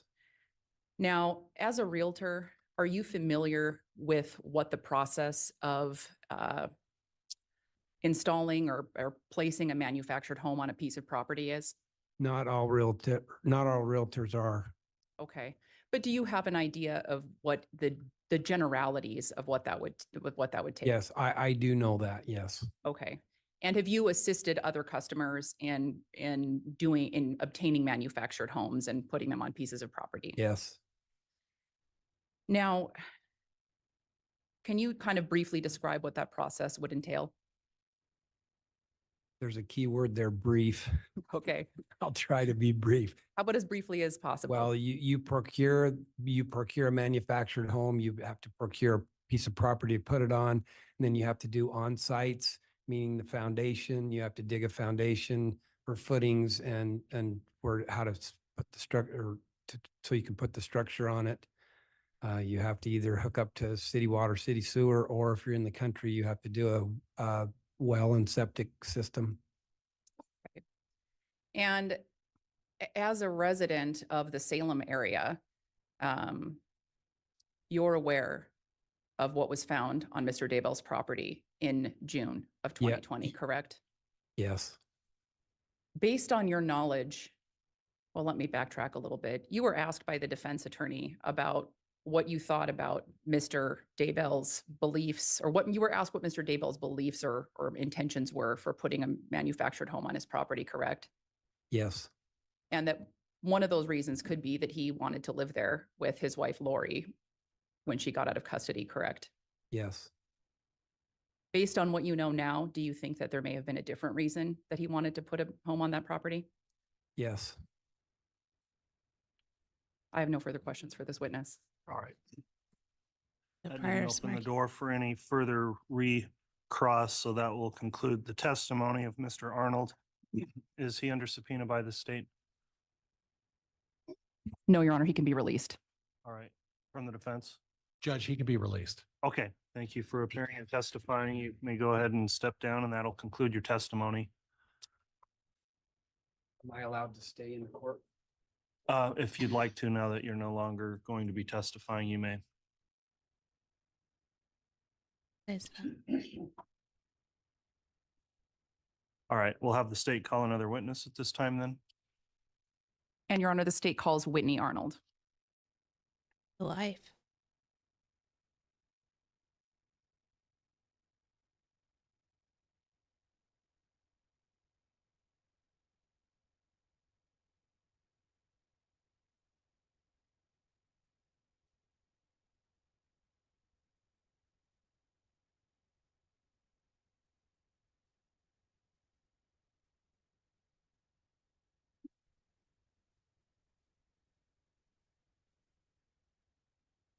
Solemnly swear or affirm the testimony you're about to give will be the truth, the whole truth, and nothing but the truth, so help you God.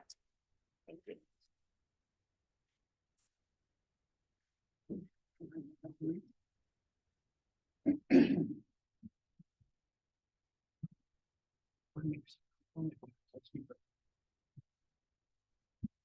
Great, thank you. All right, now that the witness is under oath, let me just inquire before examination begins. This trial has been live streamed as well as open to the public for view. Have you listened to or reviewed in any way any of the testimony that's taken place in the trial? No, I have not. Okay, have you discussed with anyone else their testimony that they've given in trial? I have not. Okay, thank you for your responses then. With that, Ms. Beatty, you can inquire on direct. Thank you. Ma'am, could you please tell the jury your full name and then spell out your last name for Madam Court Reporter? Sure. My name is Whitney Arnold. Arnold is Arnold. Mrs. Arnold, where do you live? I live in Sugar City, Idaho. Okay. And who are you married to? Ron Arnold? Do you know an individual named Chad Daybell? Yes, I do. Is he in the courtroom today? Yes, he is. Can you point to where he's sitting and what he's wearing? He's here in a blue shirt with a plaid tie. Okay. And were you familiar with an individual named Tammy Daybell? Yes, I was. How did you know Tammy Daybell? Tammy and I were friends and acquaintances and collaborators. We knew each other in many different realms. How did you meet Tammy Daybell?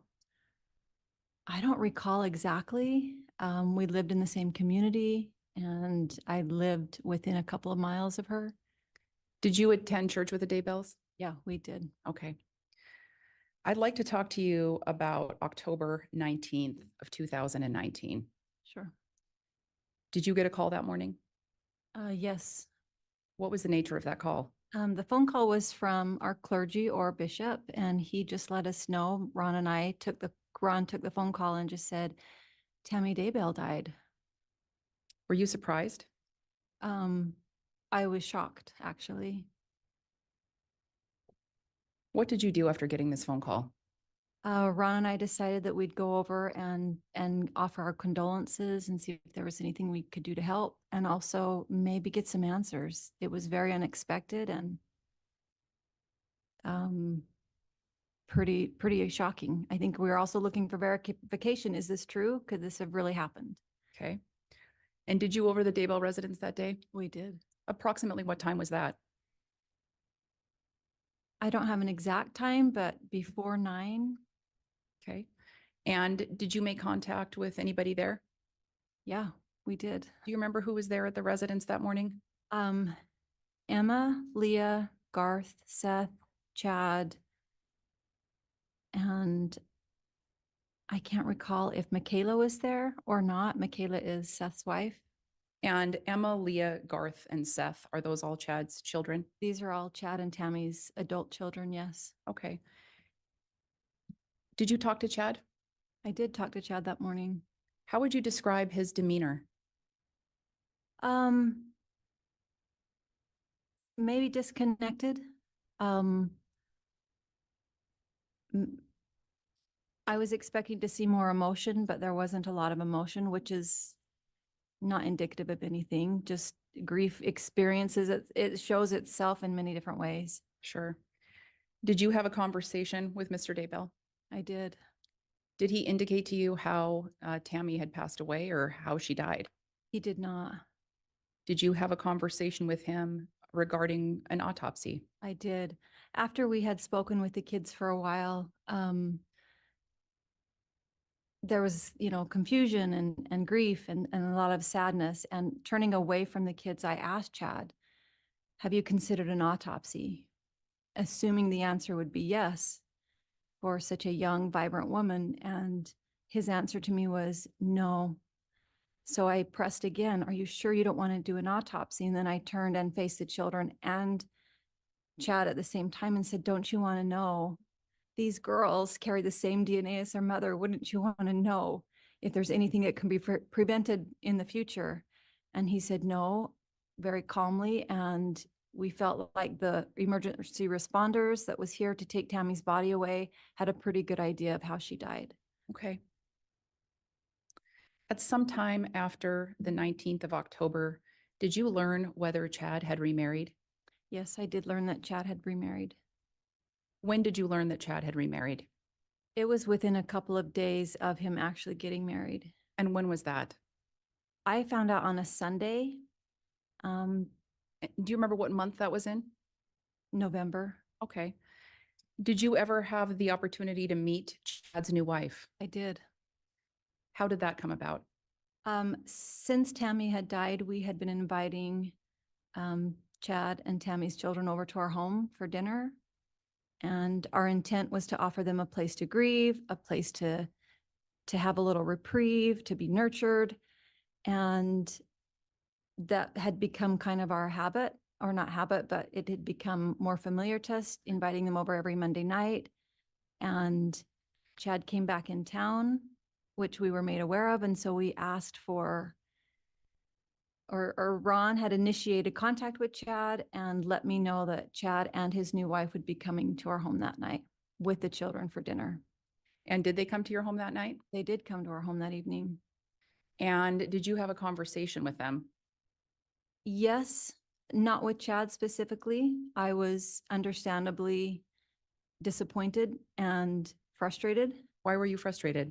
I felt like emotionally that was not fair to the kids as they were grieving their mother. And yeah, it just felt, I was at odds with him within myself. And I never verbalized to him, just recognizing maybe where he was at in his own grieving process. Judge, and just as an inquiry, could we have some foundation as to when this this meal took place? And when did this meal take place? I can't give a specific date, but it was a Monday night In November? in November, Would that be 2019? 2019, before Thanksgiving and after probably the 1st of November. Okay. That's as close as I can get. Okay, thank you. And thank you, Mr. Pryor. Did you speak with Lori that night that they were at your house for dinner? We did. And I did have some conversation with her. And when you spoke with Lori, was Chad present? Yes, Chad was present. Did you have the opportunity to ask Lori about whether or not she has children? Yeah, just part of casual conversation, asking her the questions. Where are you from? Where did you grow up? Do you have children? And to which her answer was, yes, I have 7 children.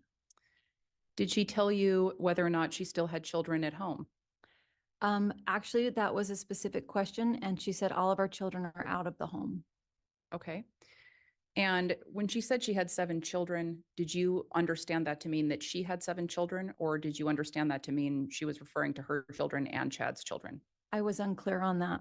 Okay. Your Honor, if I may have just a moment. You may.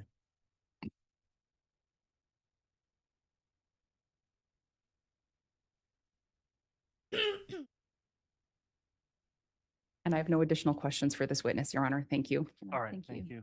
Cross-examination. No questions, Judge. Okay, What? well, that will conclude your testimony then. I Oh my God. would Can you presume imagine? she's released from any subpoena from the state. Is that correct? That's correct, Your Honor. The defense does not intend to call her back. Okay, you may go ahead and be excused. Thank you for appearing and testifying this morning. Your dead friend's husband. So gross. All right, the state may call its next witness. State would call Craig Huff, Your Honor.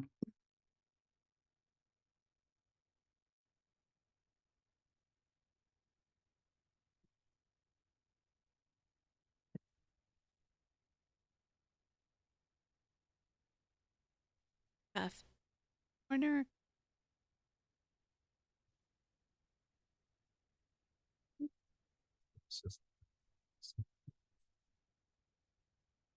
Doesn't. Solemnly swear or affirm the testimony you're about to give will be the truth, the whole truth, and nothing but the truth, so help you God? Yes. Yep. Okay.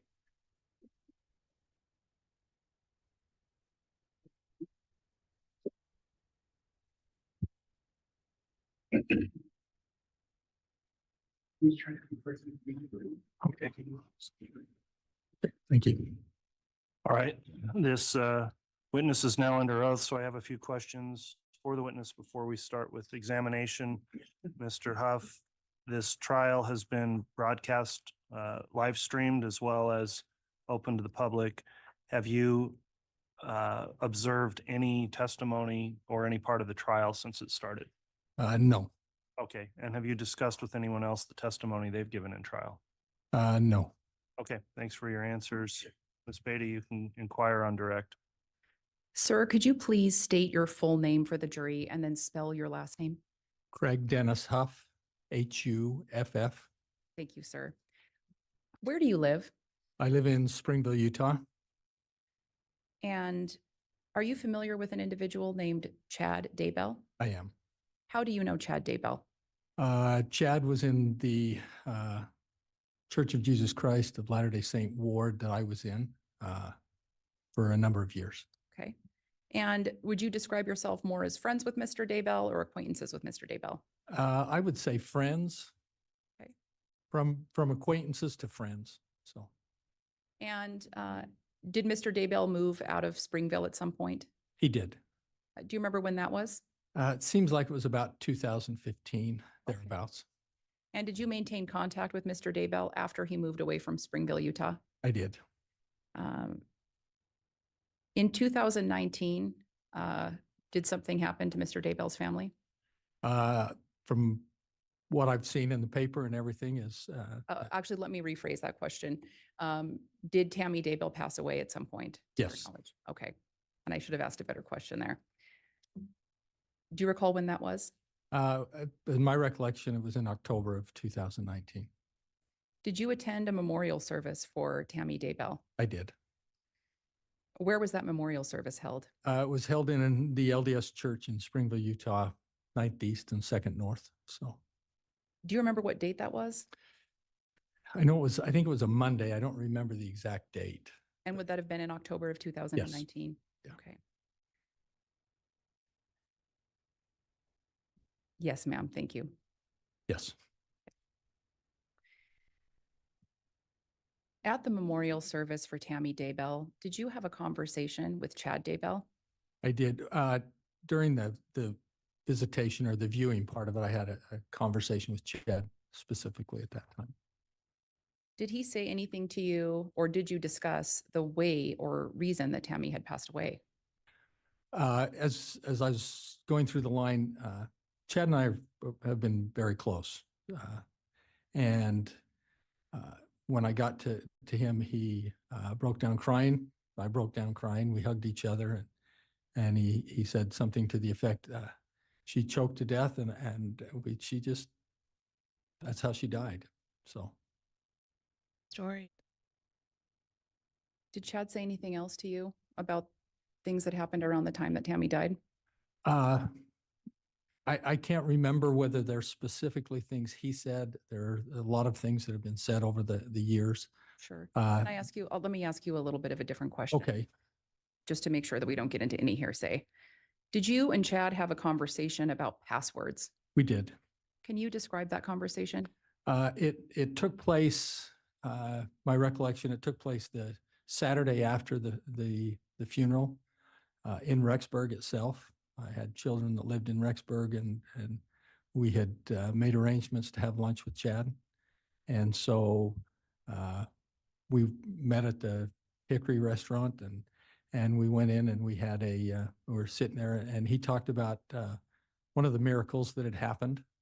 And that was that shortly before, a week or so before the Tammy passed away, that he found out or got all of the passwords that he had never been able to have before. Not that she didn't let him, he just was never part of knowing what the passwords were for their bank, for their computers, for those kind of things. And he said that just one of those miracles that happened. Now I got all the passwords before she passed away. And he had gotten those passwords from Tammy. I can't say that specifically, but he said that he Obtained obtained those passwords. I can't remember whether he said Tammy gave them to me or what. I don't recall that. And was he specific on how soon before her death that happened? It seemed like it was a week before. Again, I can't say specifically that it was but that's my recollection, is that it was a week before. And that's what he was characterizing as a miracle? Yes, because he'd never had them in the past. Okay. If I may have just a moment, Your Honor. Okay. He's such a con. And I have no additional questions for this witness. Thank you. Okay. Mr. Pryor, cross-examination.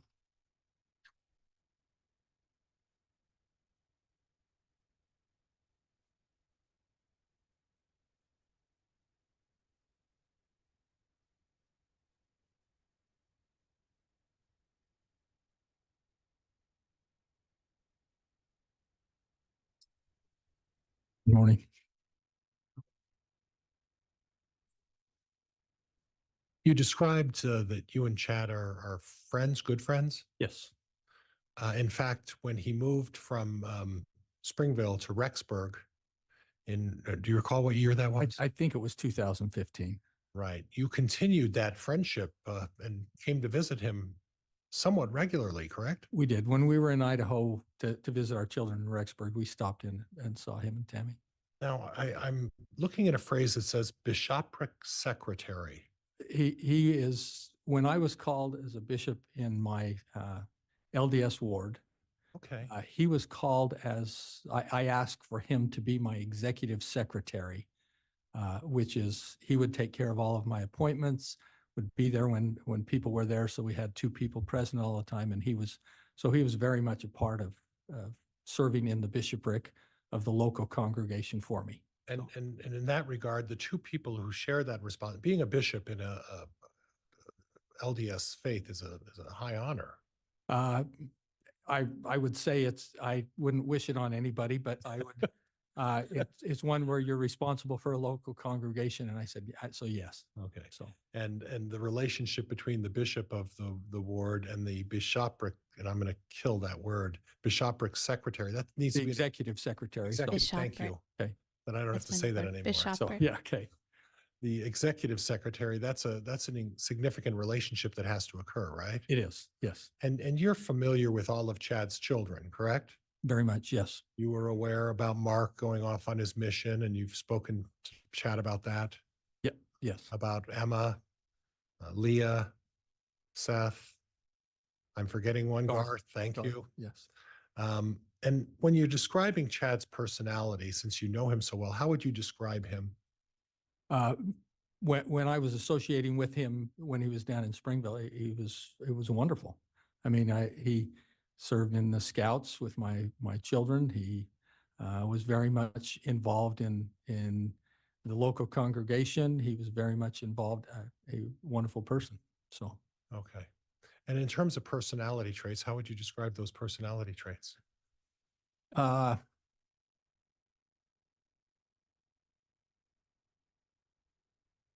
It's sort of hard to differentiate the church side of it and the just the direct relationship. I think he was very driven with his writing. He was very driven with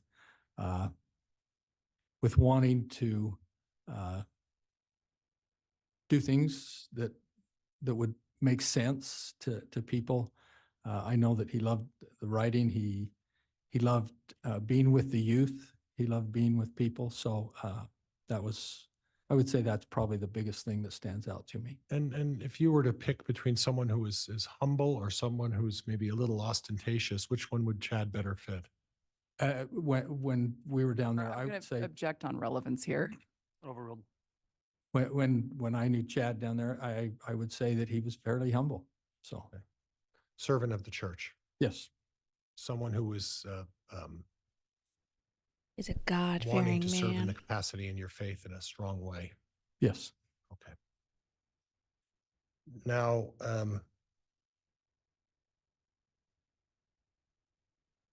you talked about the passwords a little bit. You had been over to Chad's house a number of times, right? I had. And you were actually relatively close to Tammy as well, right? Yes. Were you aware that it was Tammy who did the finances and the organization of the company that they were running? Yes. And it was Tammy who was basically the driving force between the running the publishing company, right? I know that from a finance standpoint that Tammy was the one that was very much involved. Right. And so, And Chad was the would it be fair to say that Chad was the artistic side? He was the one who wrote the books. yes, He was very passionate about a variety of different theories in his books, right? that's correct. And if you were to categorize Chad's books, would you say fiction or nonfiction? Crap. Well, I would say they are nonfiction. I'll say it from he at the beginning of his books, he always said it was this is my opinions. This is nonfiction. He never presented the ones that I read of his as being facts. So Okay. And he enjoyed the passion of expression. Would that be fair? yes, And you would say that he, as an artist, he would elaborate, and he always liked the process of elaborating and discussing in a wide lens different theories and ideas, right? yeah, they were his theories that different than what some of the things that I thought. But yes, But we can all agree that it's everybody has different theories and ideas, especially when it comes to religion, right? correct. So, if Tammy was running the finances, was she the one was she solely responsible for the finances to your knowledge? I don't know, to my knowledge. Okay. But you do know that she was the one holding the purse book. I know that Tammy, when a check was written, Tammy wrote the check. Okay. So to discuss the idea of finances, that was a burden that was going to be placed upon Chad on the passing of Tammy. Would that be fair? It would be. Okay. And you mentioned when you were visiting with Chad, that there was some expression of grief at the time of the memorial by Chad? In the viewing, yes, very much. And anything that he said to you, did you find that his expression of grief at that time was genuine? Yes, So you didn't have any perception that he was faking it or trying to pretend to be grief stricken about the loss of his wife. Is that right? during the viewing, no, I did not. And, So, and again, you've known him for a long time. yes, That relationship was so close that you were, as part of your commitment to your religion and your faith, you were going to appoint him and have him work as the person closest to you to conduct your role as the bishop, right? correct. So you'd be a pretty good person to judge whether someone's faking it about grief or not faking it about grief. Would that be fair? I don't know that I could say I'm a pretty good person. What I felt was genuine when Okay. with his. And in knowing Chad for a significant period of time, you truly felt that he was expressing a genuine grief about the loss of his wife. Is that right? That's correct. Okay. I have nothing else, Judge. Thank you. All right.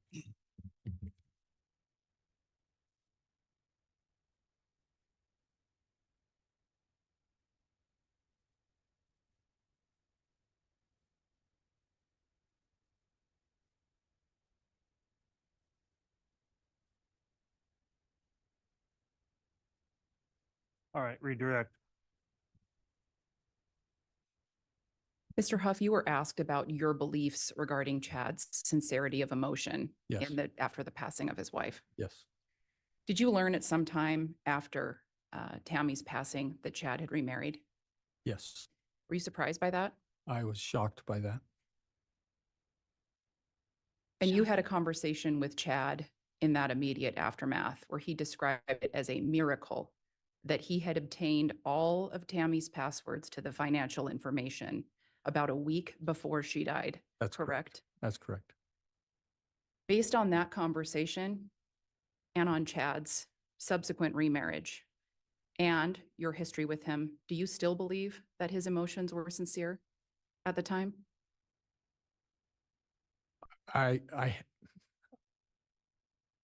That's a hard question because I love Chad as a friend and want to feel that that they were sincere. But there's always those questions that you have that were they sincere? Were they not sincere? And so that's one of those challenging ones. That question's hard to answer. That's fine, sir. So Thank you very much. Yeah. I have no further questions, Your Honor. All right, thank you. That will conclude then the testimony of Mr. Huff. And I believe he comes in as subpoenaed by the state. Is he released from the subpoena at this time, Ms. Beatty? Yes, Your Honor. Will he He's released from the defense as well. He don't need to come back. okay, thanks. All right, Mr. Huff, thank you for testifying. You can go ahead and step down from the witness stand.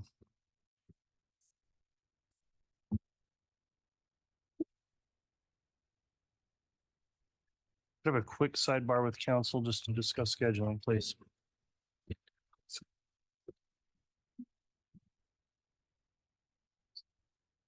Eleven, 12.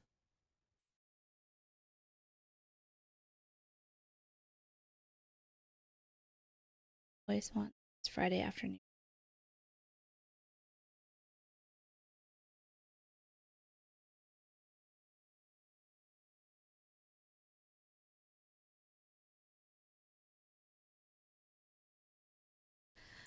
So here's a question. Do we think Pryor actually knows how to say these words and he's pretending like he doesn't know?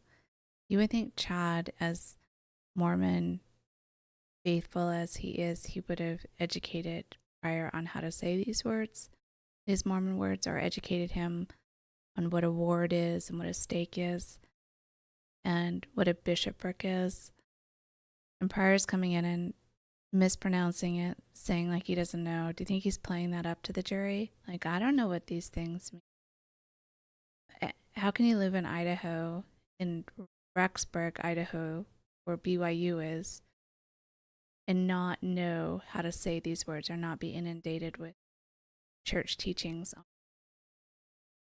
I don't know. I'm a little suspicious. I think he's play acting for the jury. I think you went a little too far with the bishopric today. Maybe he's just a good Protestant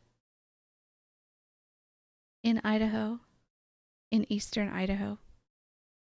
Because if he's in eastern Idaho, he'd be what, closer to Wyoming, Montana, and geography up there.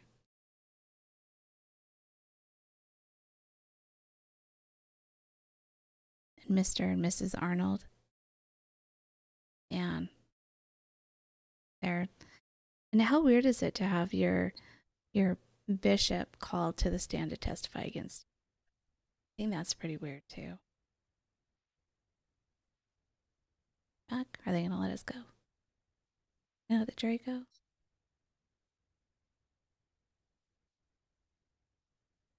All right, thank you. The state can go ahead and call its next witness, please. Nope. Thank you, Your Honor. The state would call Principal Rich Garner. Is that for JJ school?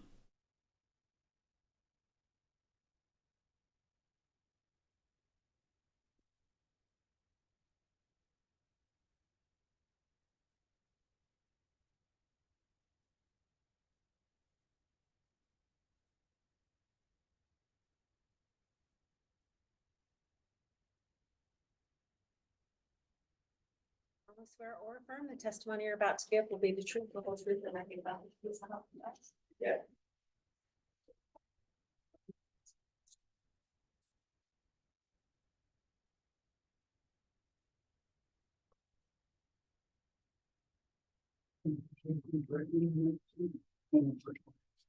Thanks.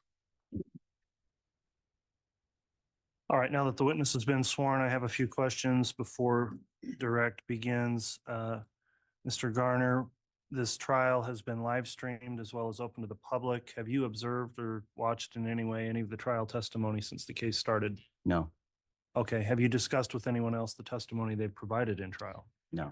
Okay, thanks for your responses. Mr. Wixom, you can inquire on direct. Sorry, Principal Garner, can you please state and spell your first and last name for the record? My name is Richard Garner, Richard, Garner, Garner. Thank you. And where do you live? I live in Rexburg, Idaho. Where do you work? I work at Central Elementary School in Sugar City, Idaho. And you're the principal there? Am. How long have you worked there? I've been at Central for this is the end of my 6th year in that building in our district. Where did you work prior to that? I was at a building 200 yards away, Kershaw Intermediate, for 22 years before that. Excuse me. Do you recall working with Tammy Daybell? Yes. Right. I want to draw your attention back to the summer and fall of 2019. Oh, this is Tammy's school, not First, JJ's. can you explain to the jury what was Tammy's job at the school? She was our librarian. That was her main job. That was like on her contract. That was her main focus, but she also expanded that. She would do the usual librarian things with checking out books, reading stories to the little kids. It was kindergarten through 3rd grade. So she was working with them, but she also developed and helped us organize our computer lab. I asked her to help to make that better, and she was good with computers. So she was developing our computer lab and showing them basic skills and internet safety and those kind of things. And then she volunteered, she covered some lunchroom duties, outside duties. And then in the lunchroom, she offered to check the kids in for lunch and take the count for the lunch count on her lunch break. So is it fair to say she did a lot of things that she hadn't been originally hired for? Yes, she was covering a lot of things. Were there ever things that she volunteered to do at the school? Yes, all the time she would just help out wherever she could. Did you ever have her build a website for the school? No, she made a little web page for the kids when they went into the lab to click on it and be able to go into the programs they used, and just she built that just kind of her own as part of the computer lab. Did she ever do anything with respect to the library windows and curtains? Yes, well, she's always looking ways to help out and improve. And I just remember one time she came in, she said, "I need to get your approval for something." And I wondered what that would be. And she walked me down to the computer lab and the library. She's like, "I made these curtains for the lab. I hope it's okay. Kids are peeking in during recess, are peeking in and interrupting the kids when they're trying to study and read, and I'm trying to help them. And so I made these curtains. Can I hang them up? Is that okay with you? So she would do things like that. Based on your perceptions of Tammy, was she someone who was well liked at the school?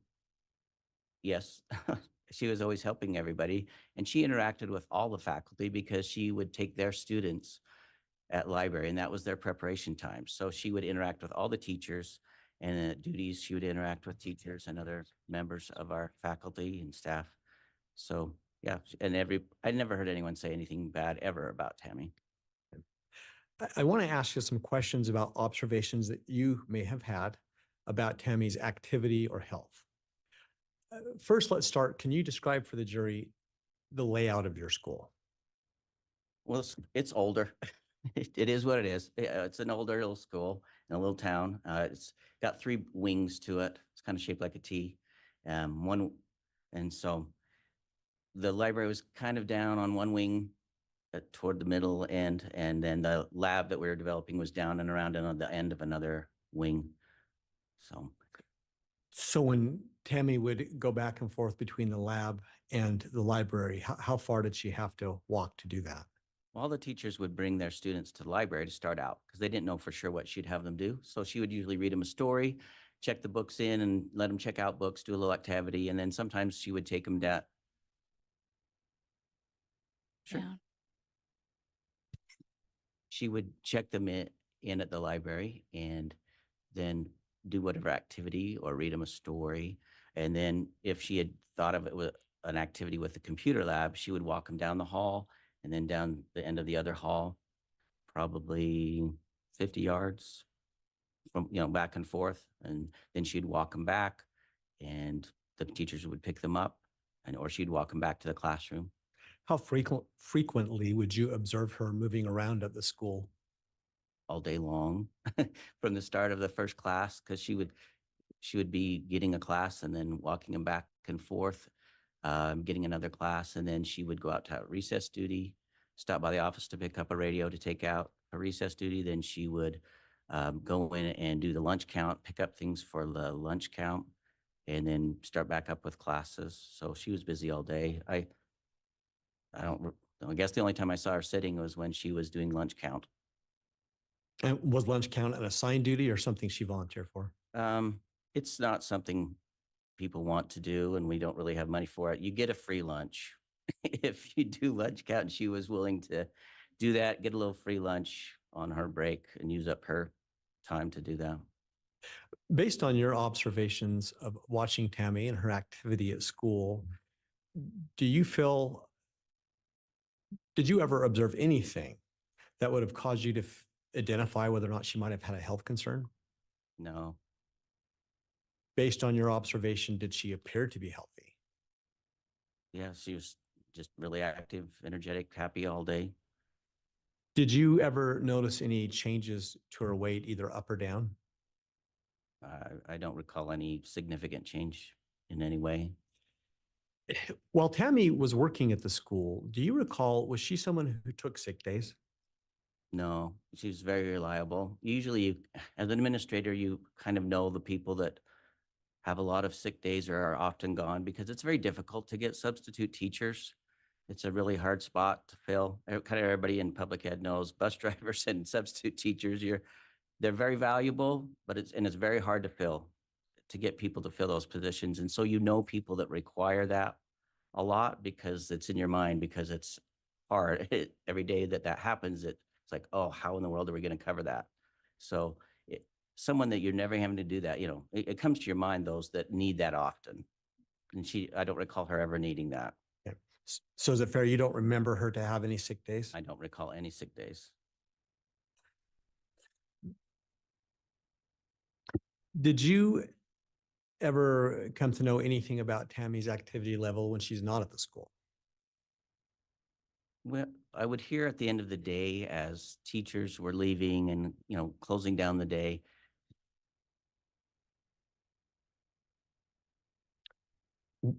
Response, Mr. Wixom? Your Honor, I can just ask a different question. Go ahead. Based upon your personal knowledge, things that you observed, did you ever observe her in any activities outside of the school? Well, I saw her getting her car going to Zumba with other teachers or her daughter, and then they were heading to other classes or things. And then I did see her in at a road race, a running race. Can you first identify when you saw her there and where, and then will you tell the jury about that experience? Sure. It was a Saturday morning, September 7th, and I just were out working in my yard, and we lived 2019. Go ahead.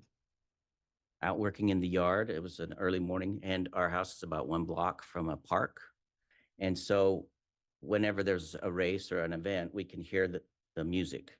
So we heard music playing a morning of September 7th, and I wondered what it would be. A good friend of ours has the timing business for most of the road races in that area. So I asked my wife, do you want to ride bikes, or do you want to go over and say hi to our friend that runs the timing business? Perhaps he would be there. So we rode our bikes over and saw that it was his timing business. And we walked over. He was not there, but others. So we just visited with people we knew. And I remember just finishing that up and turning to look, and Tammy and her daughter, Emma, were crossing the finish line. And I went, oh, I'll go say hi to Tammy and Emma, just like you would with colleagues and normally. And so I went over and talked to them. And let me back up in case I missed it. What kind of a race was this? Oh, it had a variety of distances, but I believe they ran the 5K. And when you went over to talk to Tammy, what did you observe about her physical condition at the end of the race? She just looked like someone who ran a 5K. And she was just Tammy. She's like, I said, hey, good morning. You did it. Oh, it's good to see you guys. I didn't know you were be running. And she said, oh, yeah, we're here to support Joe. That was Emma's husband, and he had been sponsoring the race. It was raising money for a charity, so they wanted to support him. So she and Emma ran the race, and we just chatted for a moment. They just were catching their breath and sipping waters, and just like normal people that are finishing a race, and then said goodbye, and then we went home. So based on your observation of her at the end of the race, was there any reason for you to think that she wasn't healthy based upon her completing this race? No, I've seen a lot of people finish races. I've coached a lot of cross country and track, and actually helped time some of those events at those races. And I've seen people finish and what different ways that they finish. And there was not any concern I had for them. They seemed totally fine. How did you first learn of Tammy? Well, let me withdraw that. At some point, did you learn that Tammy Daybell had passed? I did. How did you learn about that?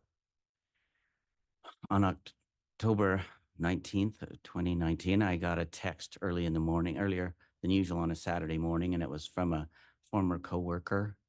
And it kind of surprised me because I hadn't heard from them for a while. And she did have a second grader in our building, so it wasn't totally unusual that she would text me, but I got a text in that morning and it said, we lost Tammy. How did you react to that? It was puzzling because I'm like, why am I hearing from her? And we lost Tammy. I didn't know what that quite meant. And my first thought actually was, oh no, she's taking a job somewhere else. That was my first reaction in my mind. And how are we going to ever replace her and everything she covers? And I thought, well, maybe she means she's not going to be here this week, because she had been talking about her mother and her mom was having some struggles. So I thought, oh, maybe we lost Tammy for this week. And no, how are we going to, who could cover the library for the week? Well, that was my initial thoughts. So I called her up and I asked her about it. And then I found out that it was much more serious than that Tammy had passed. May I ask, who did you call up? I called up the person that texted me. And that's when you learned that she'd actually passed away. Yes, she lived near her, the person that texted me into, and she was involved in a part of their congregation at church. So she had found out very early because they had been contacted for helping the family with that she had passed away. So she was kind of emotional, and she realized, oh, I would need to know, because she had been a teacher. So she realized, oh, I better let Mr. Garner know, because it's going to affect a lot of people, and, her son and everybody at the school. So I better let him know that Tammy had passed away. What was your reaction when you learned that she had actually passed away? I was just shocked. I was stunned. Why? Well, I thought she must have been in a car accident or something had happened, because I don't know why she would pass away. So it was just really shocking. What did you do when you learned that information? Just gathered myself together, kind of, try to figure out a game plan. Realized, man, I need to reach out to Emma, because she was also worked at our building. That was going to be a huge deal to Emma, to lose her mom, because they were so close. And how we could help out, and what we could do to get through this next week, and the rest of the school year. At this point, it was a big deal. Are you saying these are the things that were going through your Yes, mind? yes. So what did you do next? Once you'd thought about Emma, what did you do? I realized, well, I want to reach out to Emma, her daughter, and other employee, like I would any employee. I was concerned about her, and so I asked my wife if she'd go with me. Said, will you, go out with me? I want to visit with her, make sure she's okay, see what we can do to help. Maybe try to get an idea of the schedule they have, or if they've had any idea what could be done, to help them out or get ready for what was coming up with our logistics for the next while. So did you go to the Daybell home? We did. Yeah, my wife and I. Who did you first see and make contact with? That's pretty vivid. I remember knocking on the screen door and it opening, and Emma opened the door, and she just took a little small step down to where I was and just collapsed onto my shoulder, and just fell onto my shoulder. Without speaking to anything she said, what observation did you make about her emotional state? She just was weeping on my shoulder. And I mean, I felt for her, but I was a little awkward, because my wife's standing there and she's an employee and I'm a guy. And in education, elementary especially, you always have to be mindful of your interactions. And so I could tell she was very distraught, and I just held her there. And I looked over at my wife, and she just kind of smiled, and she was just on my shoulder for about a whole minute. And then finally she asked us do you want to come in? And we stepped back into the house. At the house, did you ever have any contact with Chad at that point? Yes. And first of all, can you explain to the jury, what were your observations about Chad's demeanor and emotional state when you got there? So we stepped in the house, and Emma sat down to the side on my left, and talked again for a little moment. How are you doing? Are you going to be, whatever time you need to take off, we'll understand, we'll help you. Visited for a moment. Then my wife stepped forward and was visiting with her, and that gave me a chance. I kind of scanned the room at that point to see who else is there, and saw some of the other children. But I really only knew Emma at that point. So I knew they were the children, but I didn't know names or anything. And then I scanned and I saw Chad behind me to the right, kind of just back behind. I didn't know he was right there. He was just standing right there. And how was he behaving? He was just standing there. Did you have a conversation with him? I did. I reached out, offered my condolences, asked what we could do to help. You were trying to be empathetic and sympathetic to the situation, but also I was hoping to know if they had a plan. I asked about how things were going, and it came up that Tammy was gone. She was in Springville, and that I asked kind of, well, what is your plan? Do you have a plan yet? I know it's early. He didn't really say a lot, and I just put it in my mind, I was putting it that he was probably in shock or really tired, exhausted from us, the night and everything that went on. So why were you concerned about whether he had a plan at that point? Well, I wanted to to be kind to them and off that, but also if I wanted to know when the funeral might be, what they had in mind, what their thoughts were, because if, like I said earlier, it's difficult to staff a school, and so many people like Tammy, I knew that everybody would want to go to the funeral. And so I was like, how can we do that? If it's going to be like on Saturday, it's no big deal. That'd be great. If it was on Friday afternoon or something, everybody can just go. And then when he said that it was going to be Tuesday, you want to be gracious. But I was like, Tuesday and in Springville? I said, what are you doing here? What are we doing in Sugar City so that we can all attend? And we all adored her. We loved her. And I want him to realize that we all cared about Tammy, and your wife was loved. And we want to be here. I know that most everybody that works in our building wants to go and honor her. And so it was obvious that it was going to be Tuesday for a funeral in Utah, and that was it. And I just thought, with trying to be polite because of the situation, just like, then my mind's racing. We're going to we had 20 teachers, and I know most of them, and myself, I should go there. I should be there. How do we all go to Springville, Utah, 4.5 hours away, and get back and cover 400 students and everything else of the school? So I asked, is there any way we could have a memorial or do something here? Because we're all going to want to come and do something for Tammy.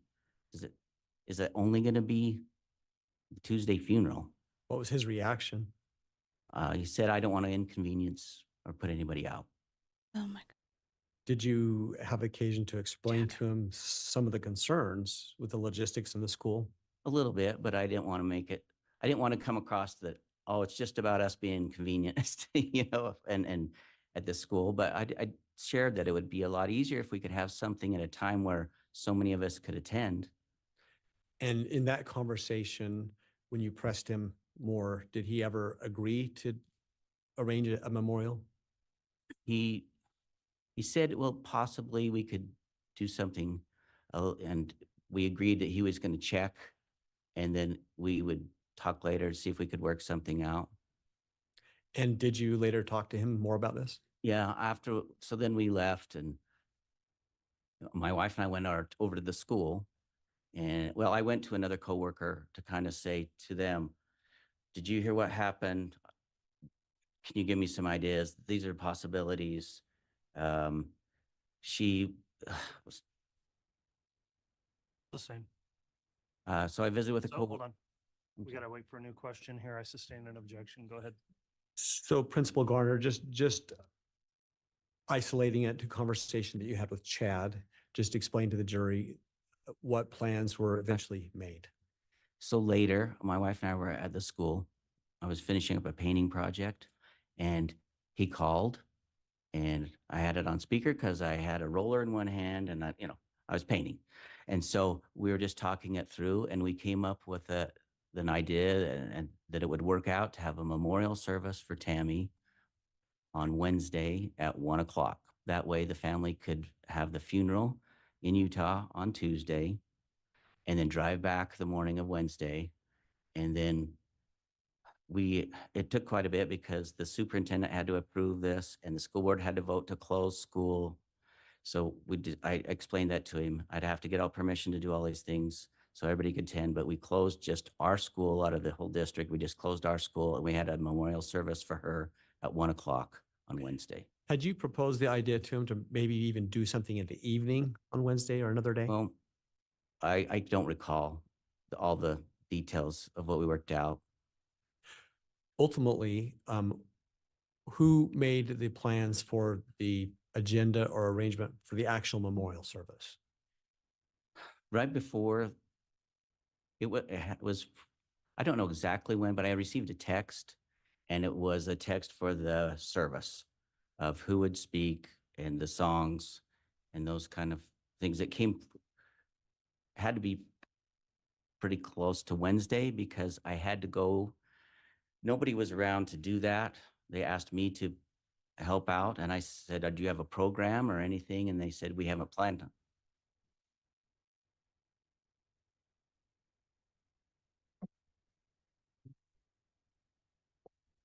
All right, Mr. Ricks, I'm going to ask for the witness to clarify, please. Certainly. You're being asked to explain the context of this particular conversation. Who was it with and when was it? I got a text and it said the list for the program. Is the text I can ask an additional. Go ahead, Mr. Wixom. Thank you. Who sent this text you're talking about? I don't know. I believe it was Emma. Sent me a text listing the program. Ultimately, did you learn what the plan was for the memorial? Yes. And was there anything that you believed was unusual about that? Well, I was surprised that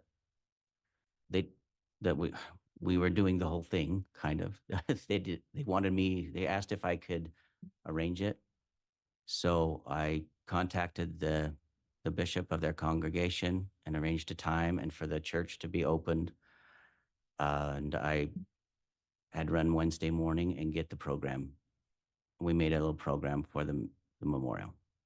As far as you understood, was there any help you got from Chad on those kinds of logistics for the memorial service? No.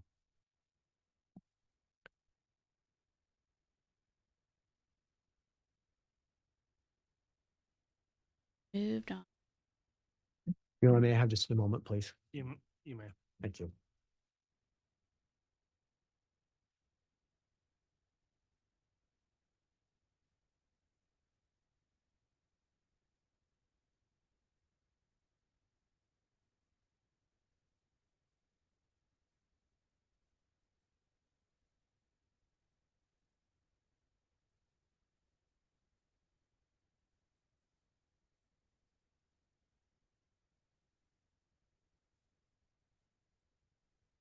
Your Honor, at this time, the state has no further questions. All right, thank you. Mr. Pryor, you can cross.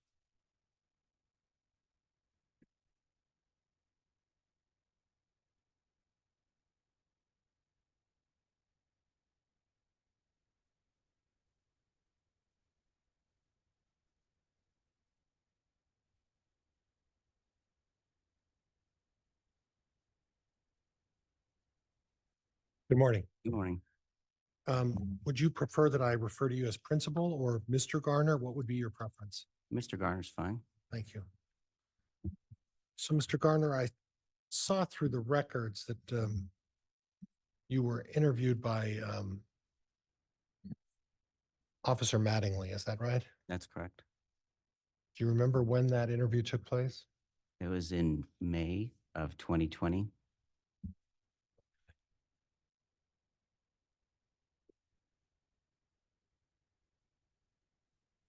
Judge, I'm sorry. I'm trying to, if I could just have a moment, Judge. Yes.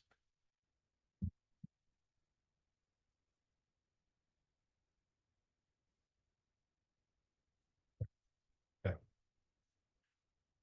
And I noticed that in the interview, you used an expression when you were discussing Emma and Tammy's relationship. Do you recall what that expression is you used? I don't know the exact word. If I were to suggest to you that you said Emma and Tammy were thick and tight, would you explain to me what you meant by that? They were mother and daughter and colleagues at work and friends. Well, thick and tight, they're mother and daughter, but it was more than that, wasn't it? They were exceptionally close, correct? They were very close. They worked at the same school together. During any free time, they tended to spend most of their time together. Would that be fair? Yes. But now you spoke about Tammy and what you observed, but you also told Officer Mattingly that you didn't know anything about Tammy outside of school, correct? Well, I was talking about they went to Zumba. Well, that's not what And I'm those- talking about. Okay. I'm talking about in terms of her home life, what was going on with her family at home. You don't know anything about that, right? I was not very aware of her. Okay. my own. What you were aware is what was going on at the school and the fact that on a couple of occasions you may have observed her going to a Zumba class, right? Correct? Okay. Now, in terms of the 5K race that you referenced, you mentioned that Joe was the sponsor of that race, or was the promoter? Which was it? Organizer, promoter. Organizer. Yeah.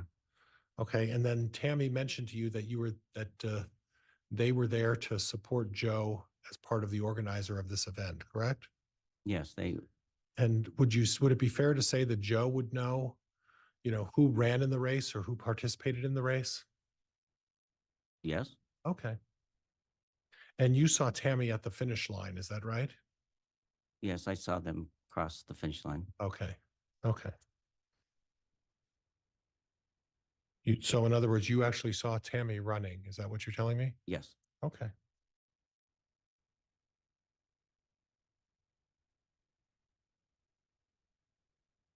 Now with this knowledge that Emma and Tammy were so close, Emma's grief in this situation was very genuine. Would you agree with that? Yes. And you mentioned that you thought, and I don't want to put words or cause an objection, but when you said that Chad was there, did you think that was shock or he was just being stoic? I believe I used the word stoic. Okay. Trying to be strong. Is that fair? I don't know. I put it to, he could have been exhausted. He could have been in shock. He could Okay. have been strong. I don't know.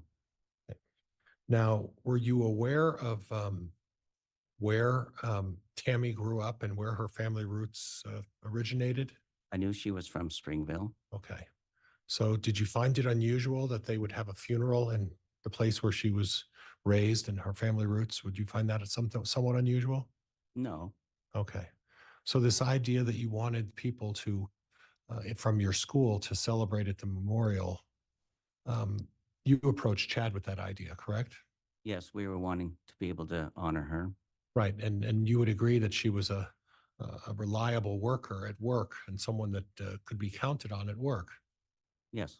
She's one of these people that whether she was sick or not, she would come to work and she would work and not really let on that she may not have been feeling well. That's consistent with her character. Objection, Your Honor. The attorney is testifying. Sustained. Would it be consistent with her character to show up to work and put on a strong face? Would that be something you wouldn't something that you would expect from someone like Tammy? Possibly. Okay. You mentioned, Officer Mattingly, that Tammy was with the school district for 4 or 5 years. Is that what you said? That's what I said at the time. Okay. And Tammy was actually with your school she was just starting her second year. Is that right? It was I was the start of my second year working at the school. So my time working with her. Right. And it was her start of her second year as well, correct? I'm not sure. Okay. And at the start of your second year, that's when the insurance, as far as getting insurance and insurance kicking in, would start. You'd be eligible for that bump on the insurance once you start your second year. Is that right? Objection outside of scope, Your Honor. Sustained.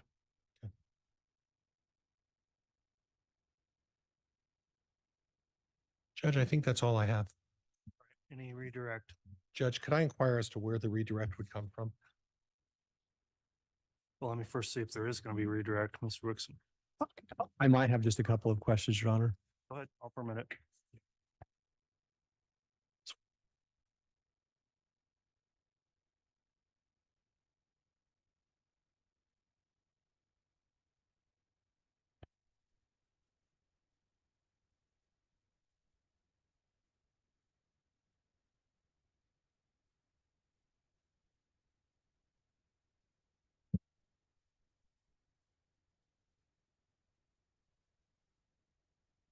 Principal Gardner, is it safe to say that you're being asked to recall things from 5 years ago? Yes. Is it safe to say that could impact some of your memory on some details? Yes. Are you confident that you worked with Tammy for 1.5 years, regardless of how long she worked at the school? Yes.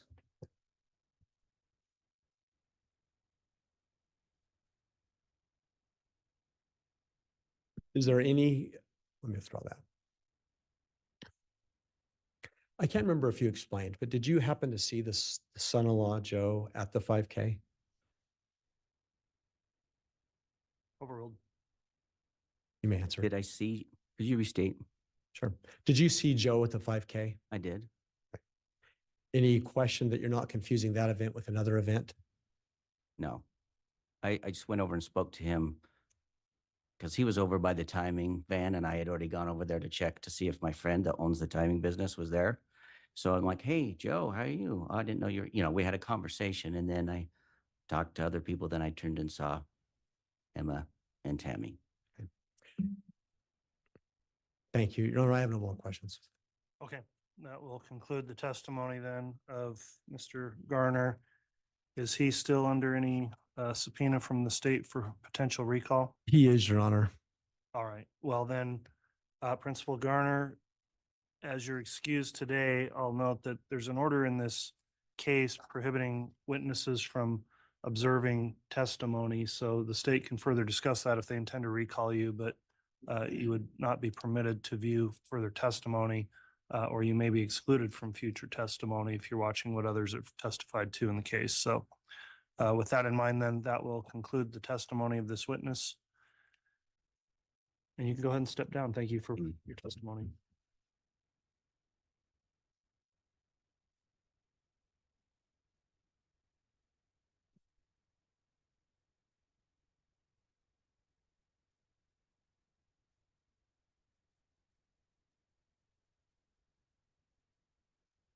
All right. From the prosecution, then I understand the state's requesting that we break for today. Is that correct? That is correct, Your Honor. I think as we indicated yesterday, our next witness had been a little lengthier of a witness. And so I think today would be a good stopping point to come in fresh on Monday. All right. We had discussed that schedule, so we are going to conclude for the day. We'll begin again with testimony on Monday morning. For the weekend, then, ladies and gentlemen of the jury, please continue to abide by the court's instruction to not do anything to research this case. Don't look up the case or any of the trial, what's being publicized or reported in the media. Don't discuss the facts of the case amongst yourselves or with anyone else. You're not permitted to do that until your deliberations begin. And we appreciate you continuing to follow that instruction each day. So we'll now be in recess until Monday morning. We'll intend to begin the testimony again at the regular time and schedule on Monday with evidence starting at 8:30. So unless either side has anything further, we'll recess for the weekend. Nothing further. Sorry. Nothing further from the state either.